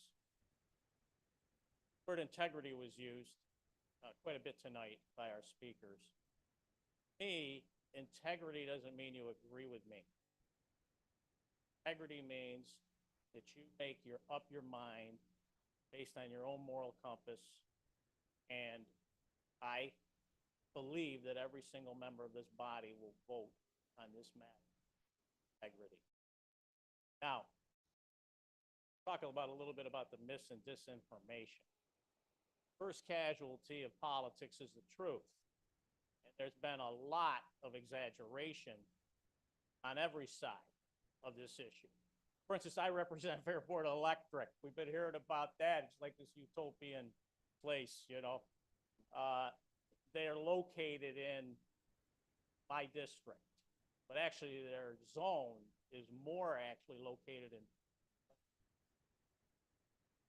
And I was appreciative of the from RG&E who pointed out that there is no deal available to a public power entity that rivals the deal that Fairport Electric gets. That's just not accurate.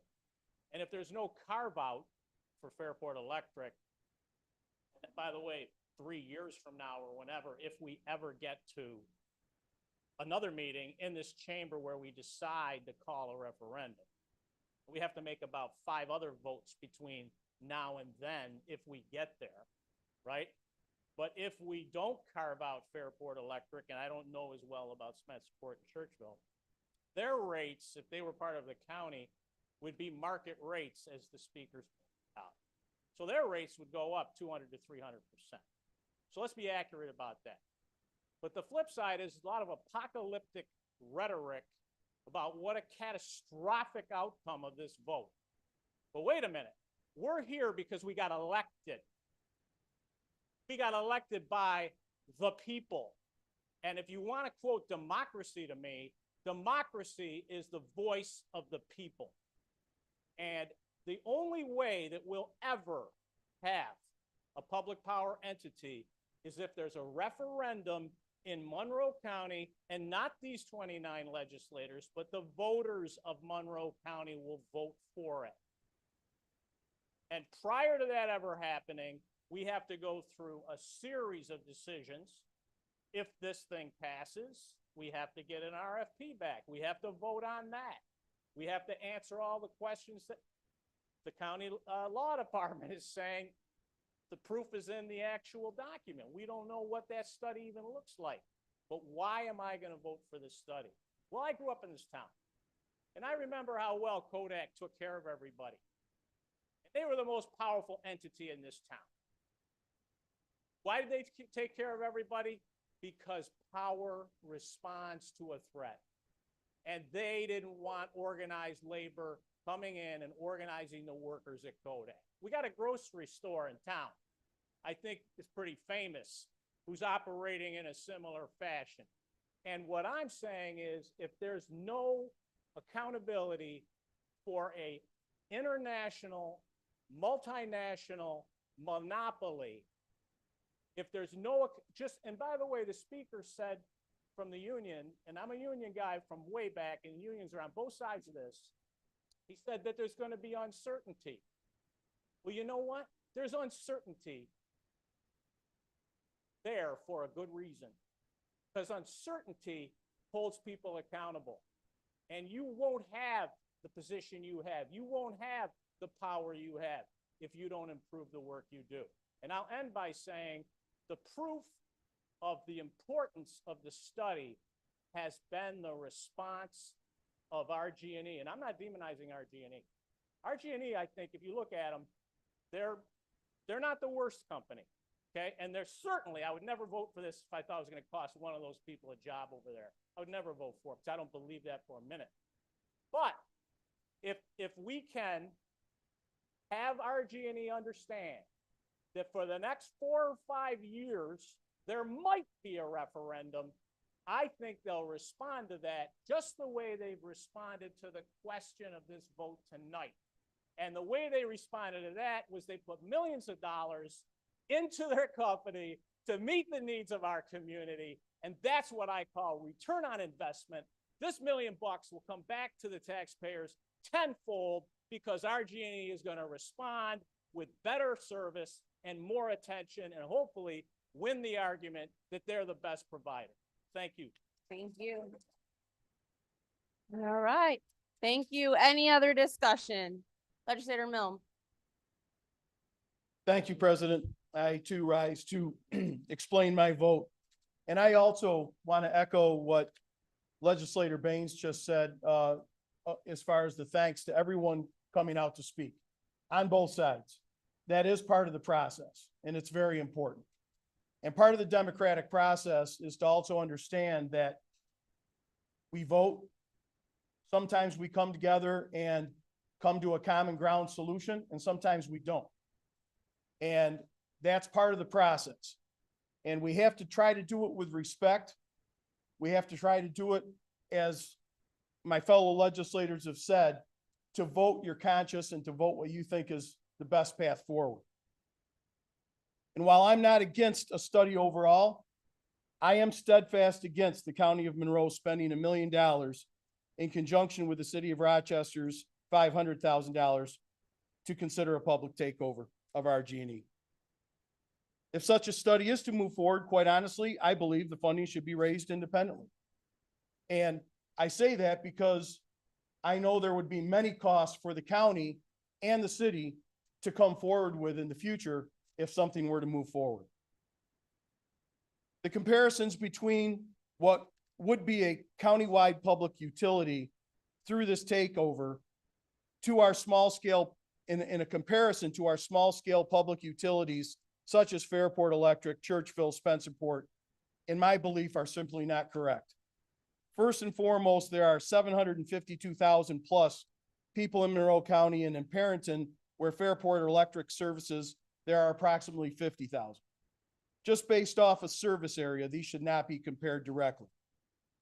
In addition, lower costs of utilities like Fairport Electric do not come inherently because they are a public utility, but rather through the type of energy these municipal powers are allowed to leverage, energy that would not be available for a countywide public utility.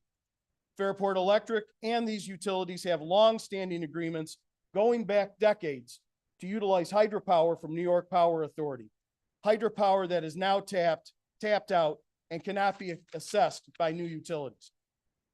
This study could also jeopardize those beloved public utilities and could come back recommending their takeover, as the resolution does not limit the scope whatsoever to only RG&E, as it for a specific purpose of studying the feasibility of a public utility in Monroe County. Thus, after speaking with residents in my district, which includes the Honeywell Falls, Mendon area, Rush, parts of Henrietta, parts of Perrington, and parts of Pittsford, and speaking with residents in all of those towns, and hearing from individuals within small public utilities that also agree with my thought process, I will not support this vote. Thank you. Any other comments, Legislator Cruz? Thank you, Madam President. I rise to explain my vote for the members of the 21st District. First, I would like to thank Metro Justice, the administration, as well as RG&E for the information that has been provided in the last couple of months. As a new legislator, I'm new to a lot of this, although I do know the burden that RG&E has posed on me as an individual. 10 years, 13 years rather. I would like to say that I'm voting yes on the study for the simple purpose that we're just on phase one. Phase one is just figuring out what the study is going to cost and getting the second of what an RFP request for proposal is going to look like, aside from the number that has already been put out there. I would also like to quote one of our legislators from across the aisles from the District 12, when he talked about in a public radio channel about our job as legislators is choices based on our constituents and our voters. And based on that sentiment that was brought upon from across the aisle, I do the same for my constituents in the 20, seeing as Mario Lupien and Patterson, council members of my district, I would be moving this forward. Thank you. Any other discussion? Legislator Johns.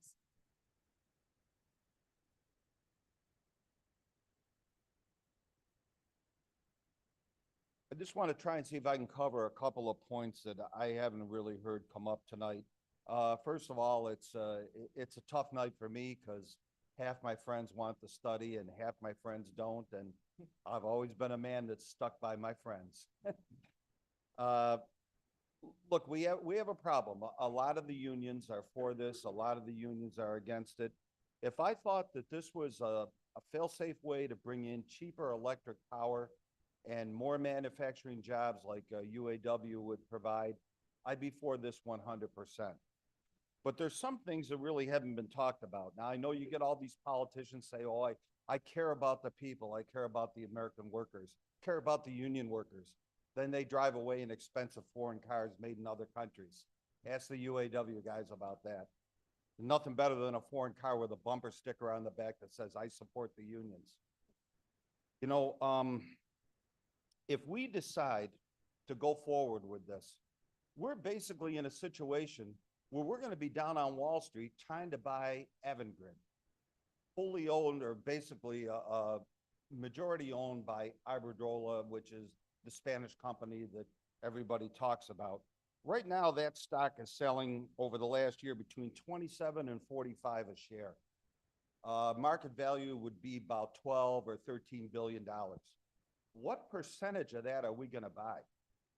And anytime you have a hedge fund that goes out and tries to take over a company, you're going to drive the price up. It's going to go from 35 to 45 to 55. And you think you're going to use eminent domain? $1.5 million isn't going to be enough to pay for the lawyers that we're going to have to fight this. And this is the type of thing you're going to have to fight probably up to the Supreme Court. Because if you want to condemn property and then take it over with eminent domain, you better have a good reason. So before we even get to a vote, before we even decide how much money we're going to set aside, we better decide if we're going to go forward, are we going to pay for all the lawsuits? Because I don't think RG&E is going to, or the RG&E unions are just going to lay this aside and say, oh, we'll go ahead. There are lawsuits. No one has talked tonight at all about nuclear energy.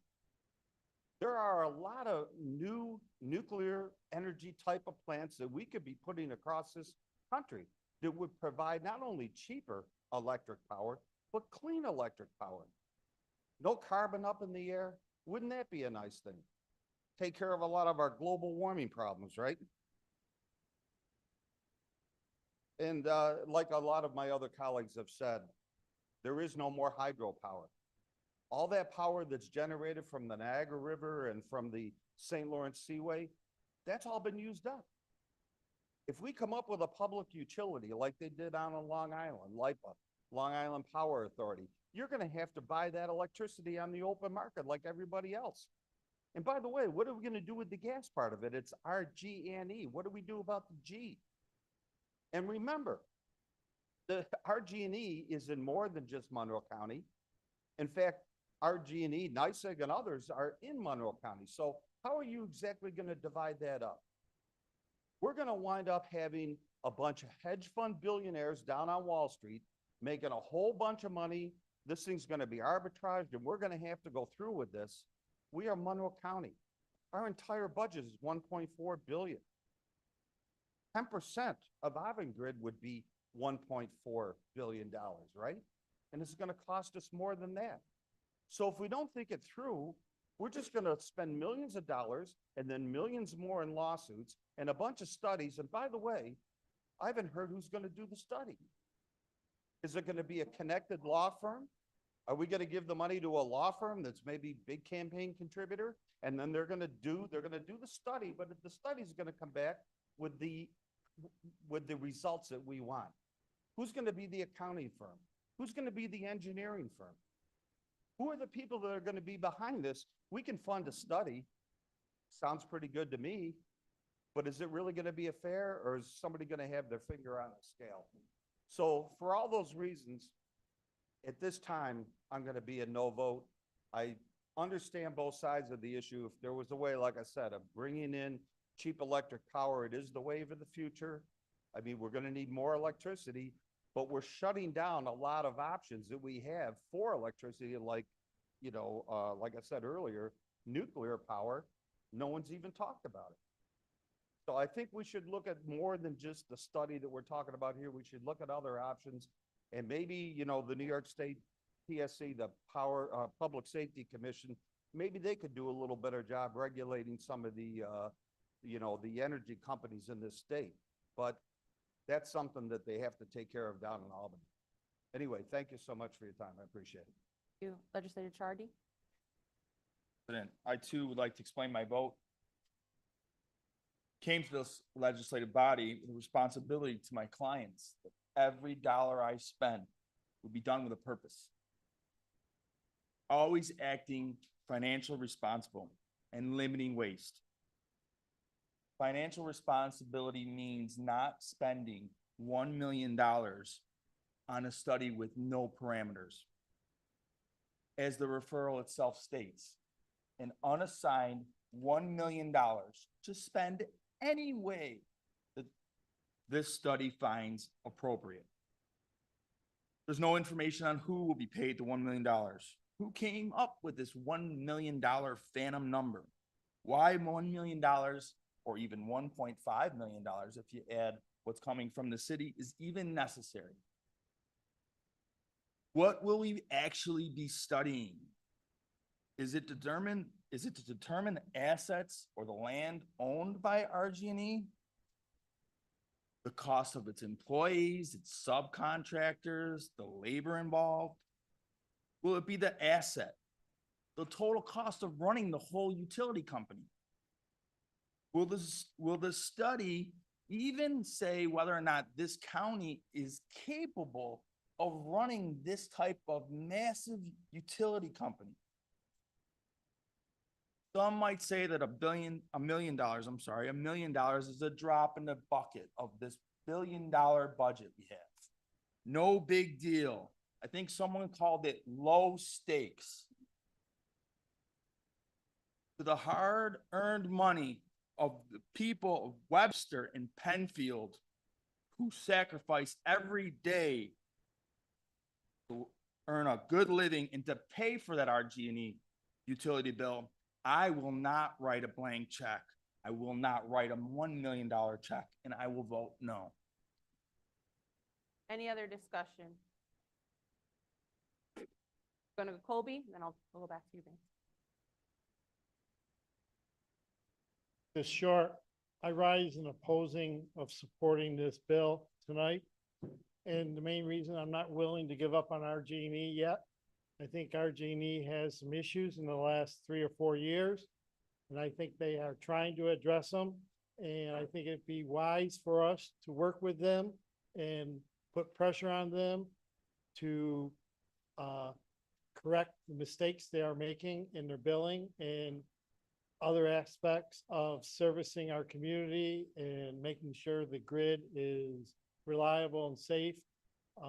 So I'd rather see us work with them at this time instead of spending this money on a study that I think is too open-ended and I don't think will produce. I don't know what it'll produce because it's so open-ended the way it's written. Thank you. Legislator Baines. Madam President, to the legal department, could you describe how this body would respond to the RFP that comes forward? Would this body be involved in deciding,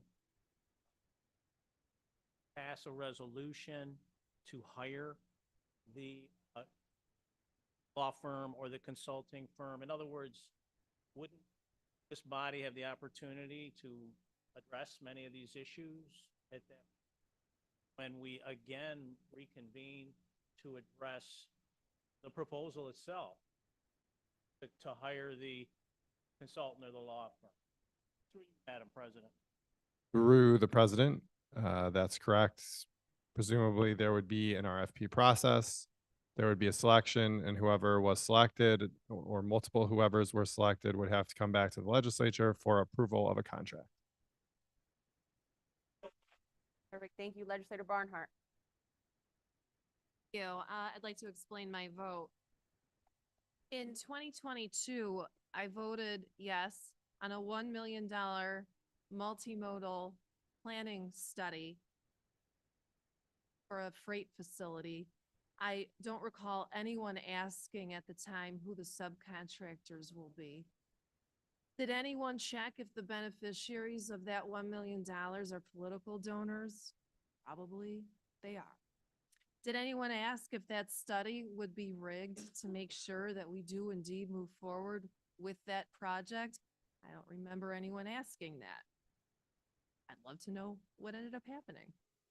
I have concerns about a public utility study and an RFP process led by an administration that is clearly opposed to a takeover of RG&E. especially after we saw how the RFP process in awarding American Rescue Plan Act funding went astray. Don't have all the answers on that. But we spend $1 million on a lot of things in which we don't ask this many questions. We transferred, as some of the speakers noted, more than $1 million out of human services to fund parks, the zoo, and golf courses, things I think that should be funded. But there was tremendous debate over that.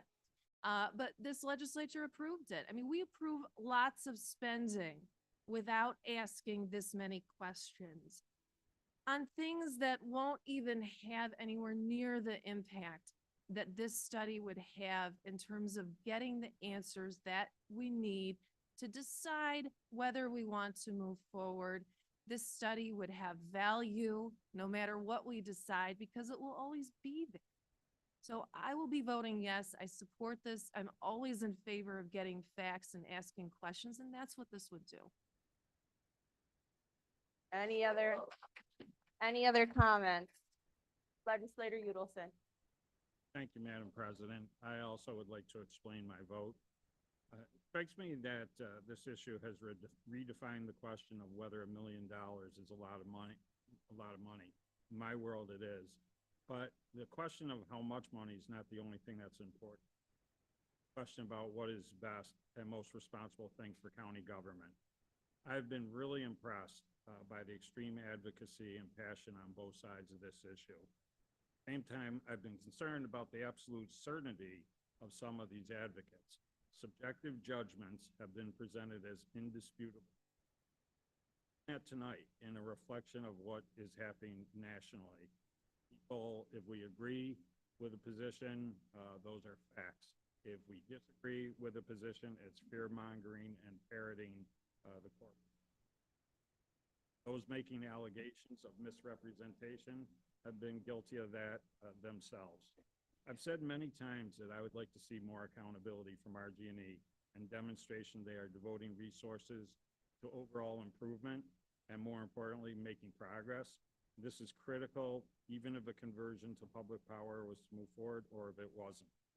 As elected officials, accountability is our bottom line, and I expect accountability from the groups that demand to have a seat at the table. Many of the speakers in previous legislature meetings and have presented well-reasoned and well-expressed opinions that I know they truly hold. But many have issued ultimatums and threatened our positions, shown up at the homes of legislators, and those not in favor of a study have been accused of being in the pocket of our RG&E. In addition, questions have arisen about the thousands of dollars that are being spent on targeted mailings and social media boosting. Emails that many of us have gotten hundreds of emails, but I note that they are all the same, a form thing, which is legitimate.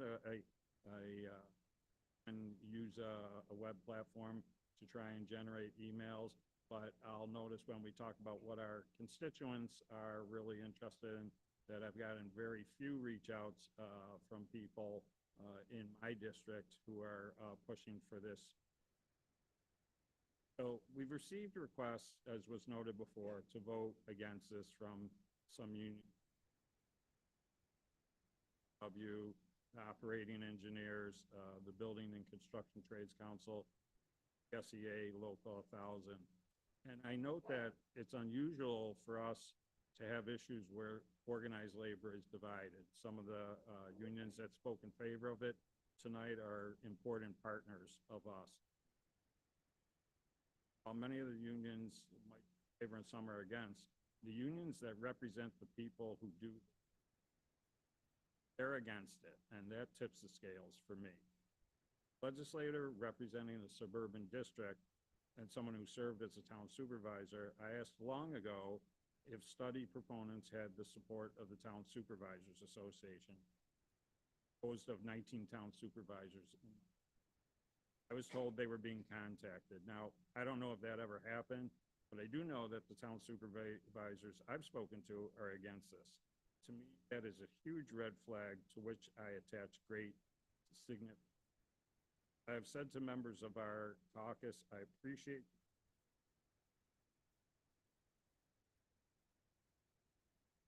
Thank you. Any other discussion? Legislator Hugh Smith and then Legislator McIntyre. Yeah, I'll keep it short and sweet. I think we've heard plenty this evening. I'll be voting yes on this referral for the simple reason that I agree with the speaker who said that no one can know if it's a good idea or a bad idea if we haven't gathered the facts. I'm a fan of facts. I'm a fan of decision-making based on information gained from educated, informed experts. And that's what I'm seeking from this study. And it is something that governments do, fund studies. I voted against a study for $1 million just a year or so ago because I had read the previous study that had been done in 2012. And based on that, I didn't feel another $1 million was worthwhile. We have no study for this. And I think it would be good to get that initial study so that then we can make another decision down the road. So I'll be voting yes. Thank you. Legislator McIntyre. I rise in opposition to this study, which I made clear in the EPW meeting as well. And I understand the extreme passion that many of the people from Metro Justice feel. I'm probably one of the only people in this room that sat next to them for a year and watched them discuss this. At the same time, in District 4, I have been contacted by hundreds of my residents who have asked me to vote against this. And that is the most important thing to me personally. I have my own personal experiences with public utilities. I lived for 20 years abroad and they had public utilities, they had public health care. And what I found is that many of these services are sold over here in America as being some sort of magical miracle cure to all of the different problems that we have with accountability of the private agencies. And yet I saw the poorest people suffer over and over and over again by not actually getting what we were sold. My utilities in Italy were $2,000 and $3,000 a month at times. And I don't think that people here understand that sometimes what you're told before a takeover like this happens doesn't actually reflect the way it's going to impact those people that we say we want to protect. And so, but I would not be voting on this just based on my own experience. I've spoken to my voters. I go all over. Everyone laughs at me for it half the time because I'm constantly talking to my voters.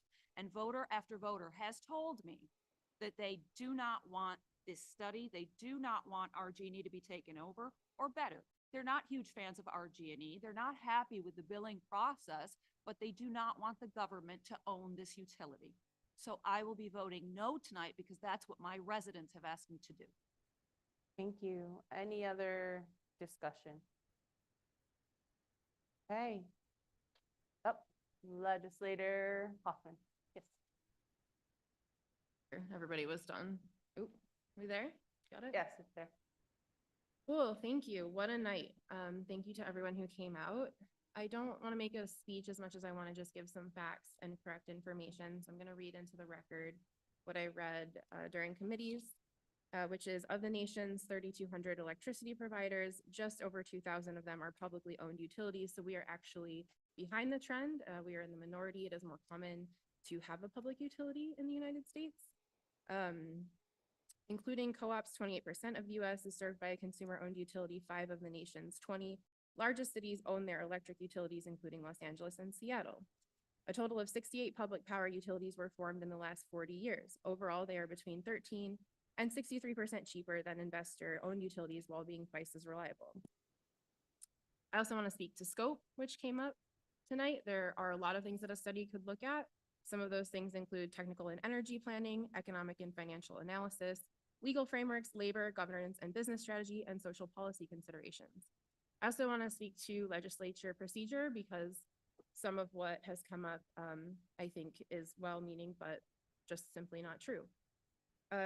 When we pass a budget, last year, it came with approximately $16 million in unallocated funds set aside. This $1 million would come out of those unallocated funds, so it's not being taken from anything else. This is also tonight not spending $1 million, it is simply setting it aside. I appreciate Legislator Baines for correcting some of the confusion around how RFPs and county contracts work. But the administration would have to draw up an RFP and come back to have it approved by this honorable body, because we approve all spending over $20,000. I also wanted to go over just quickly General Municipal Law 36, Chapter 24, Article 14A from Section 360. It covers the powers granted to municipal corporations to establish, own, and operate certain public utility services. This question came up earlier. It is clear that municipalities do indeed have the right to take back their public infrastructure and to form a municipal utility. And I can pass that around if anybody has further questions about that. I also just wanted to speak to some of the things that were said tonight. Long Island comes up over and over and over again. Good news. If you think Long Island is bad, I have a public power feasibility study to talk to you about, because what Long Island did was they took back their utility, like we are trying to potentially do to study doing, and then they outsourced it to a third-party investor owned company. So if you think Long Island is a mess, like we are, they are also looking into a study to actually have community-owned power, like we are trying to do. Someone spoke to market forces and consumer demand. RG&E has a local monopoly. We are actually creating market forces and consumer demand by looking at public power. We are creating the competition that is so important to some of my colleagues in the business world. Someone mentioned forcing people out of their jobs. These jobs are going to have to get done, regardless of whether it's a public utility or an investor-owned utility.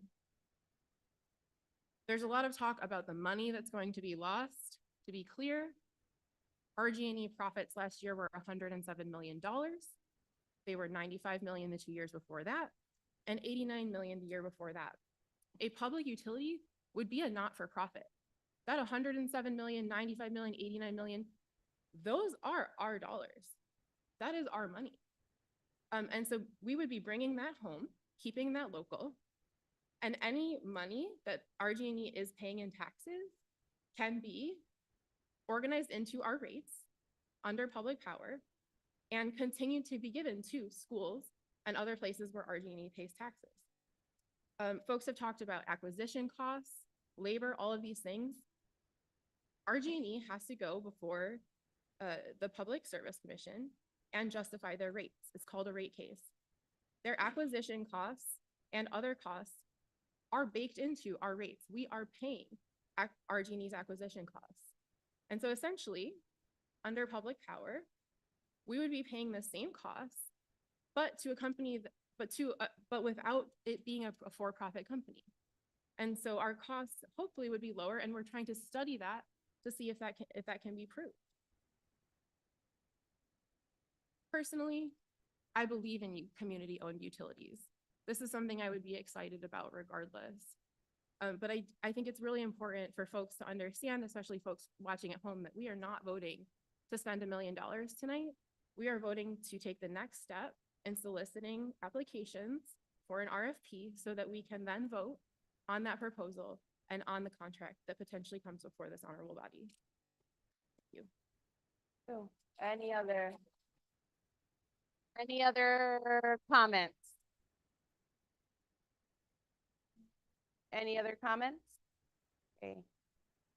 Hearing none, roll call votes. Mr. Clerk. Mr. Udelson. Mr. Udelson votes no. Mr. Brew. Mr. Brew votes no. Ms. Barnhart. Ms. Barnhart votes yes. Ms. Bartholomew McCoy. Ms. Bartholomew McCoy votes yes. Mr. Baines. Mr. Baines votes yes. Mr. Blankley. Mr. Blankley votes yes. Ms. Bonnick. Ms. Bonnick votes yes. Mr. Burgess. Mr. Burgess votes yes. Mr. Chardy. Mr. Chardy votes no. Mr. Colby. Colby votes no. Mr. Cruz. Mr. Cruz votes yes. Ms. Delvecchio Hoffman. Ms. Delvecchio Hoffman votes yes. Mrs. DeFlorio. Mrs. DeFlorio votes no. Mr. Dondorfer. Mr. Dondorfer votes no. Mr. Frazier. Mr. Frazier votes yes. Ms. Hasman. Ms. Hasman votes yes. Ms. Hugh Smith. Ms. Hugh Smith votes yes. Mr. Johns. Mr. Johns votes no. Mr. Keller. Mr. Keller votes no. Mr. Long. Mr. Long votes yes. Mr. Mafucci.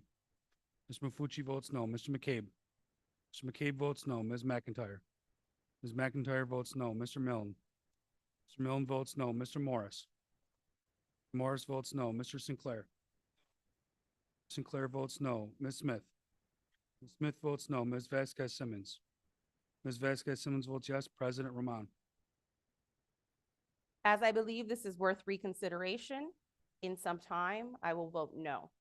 This will allow us all the time as electeds to seek ways to address these very pressing concerns from RG&E and our community.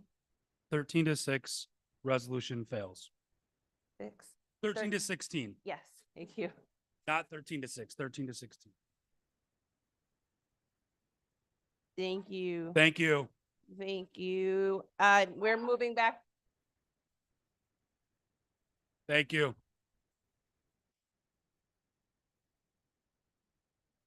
Thank you. We need some. Are you guys? Thank you.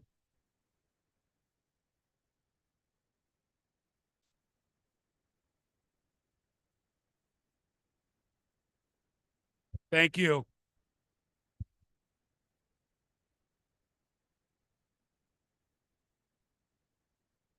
Item number 35, referral number 24-0139. Order the gallery, please. Thank you. We're going to continue with the meeting.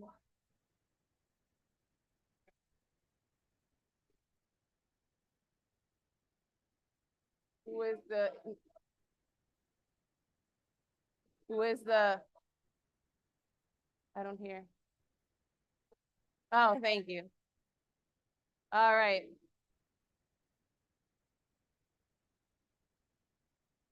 Okay, order in the gallery. I have previously warned you all.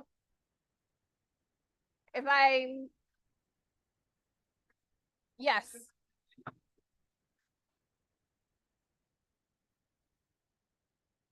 Okay. Dr. Wunderlich, if you can please stop chanting or you will be asked to leave. As leaders, I think you need to understand the legislative process. Thank you. Thank you. Yes.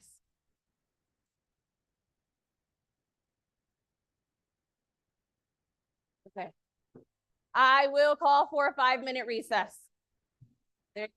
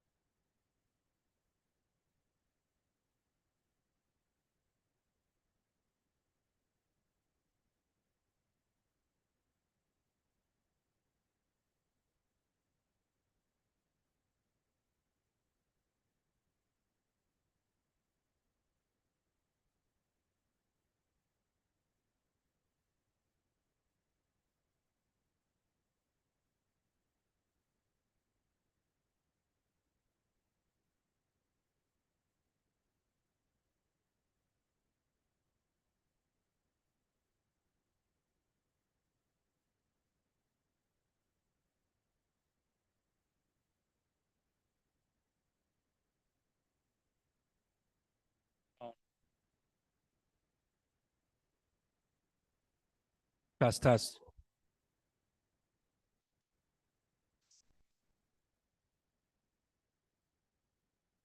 Okay, thank you and welcome back.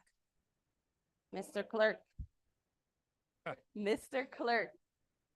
Next item.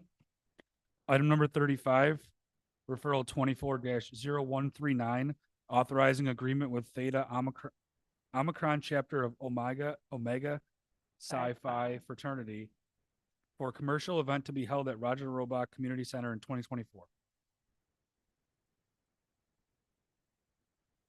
Moved by legislator Baines, second by legislator Bonick and Mafucci. Is there any discussion?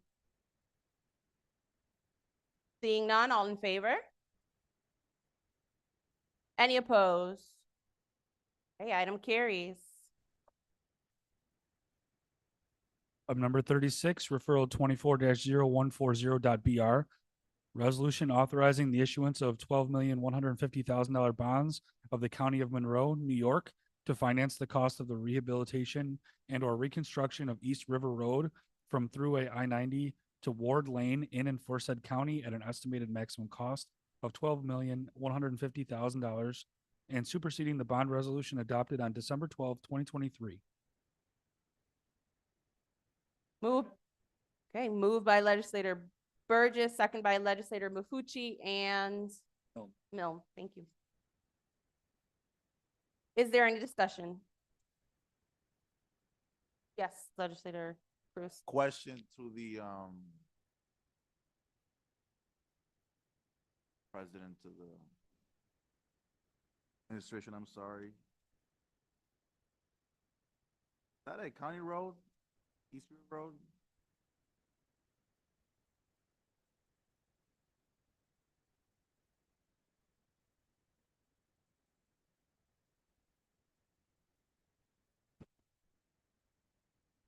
The president? Yes, it is.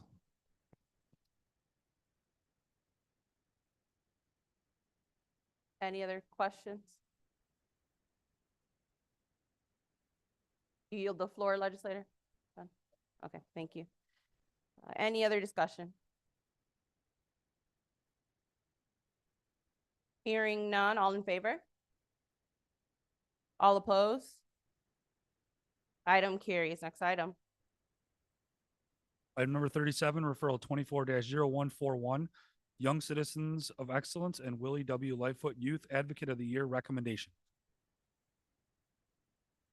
Moved by legislator Mafucci, second by legislator Udelson. Is there any discussion? Yes, legislator Baines. I'd like to thank the staff for both parties for the outstanding job they've done this year. We have such a robust group, amazing young people on the roster. It's going to be a wonderful night. And I think the staff, in particular, there was one recalcitrant and distracted legislator on the Democratic side who got a couple emails reminding him that he better nominate somebody. So I want to thank the staff for being so great and making sure that happens. Thank you, Madam President. Right, thank you. Any other discussion? Seeing none, all in favor? Any opposed? Okay, item carries. There being no unfinished business, legislator Udelson. Being no further business, the meeting of the county legislature stands adjourned, and the next meeting of the Monroe County Legislature is Tuesday, May 14th. Okay, see you all then, not before.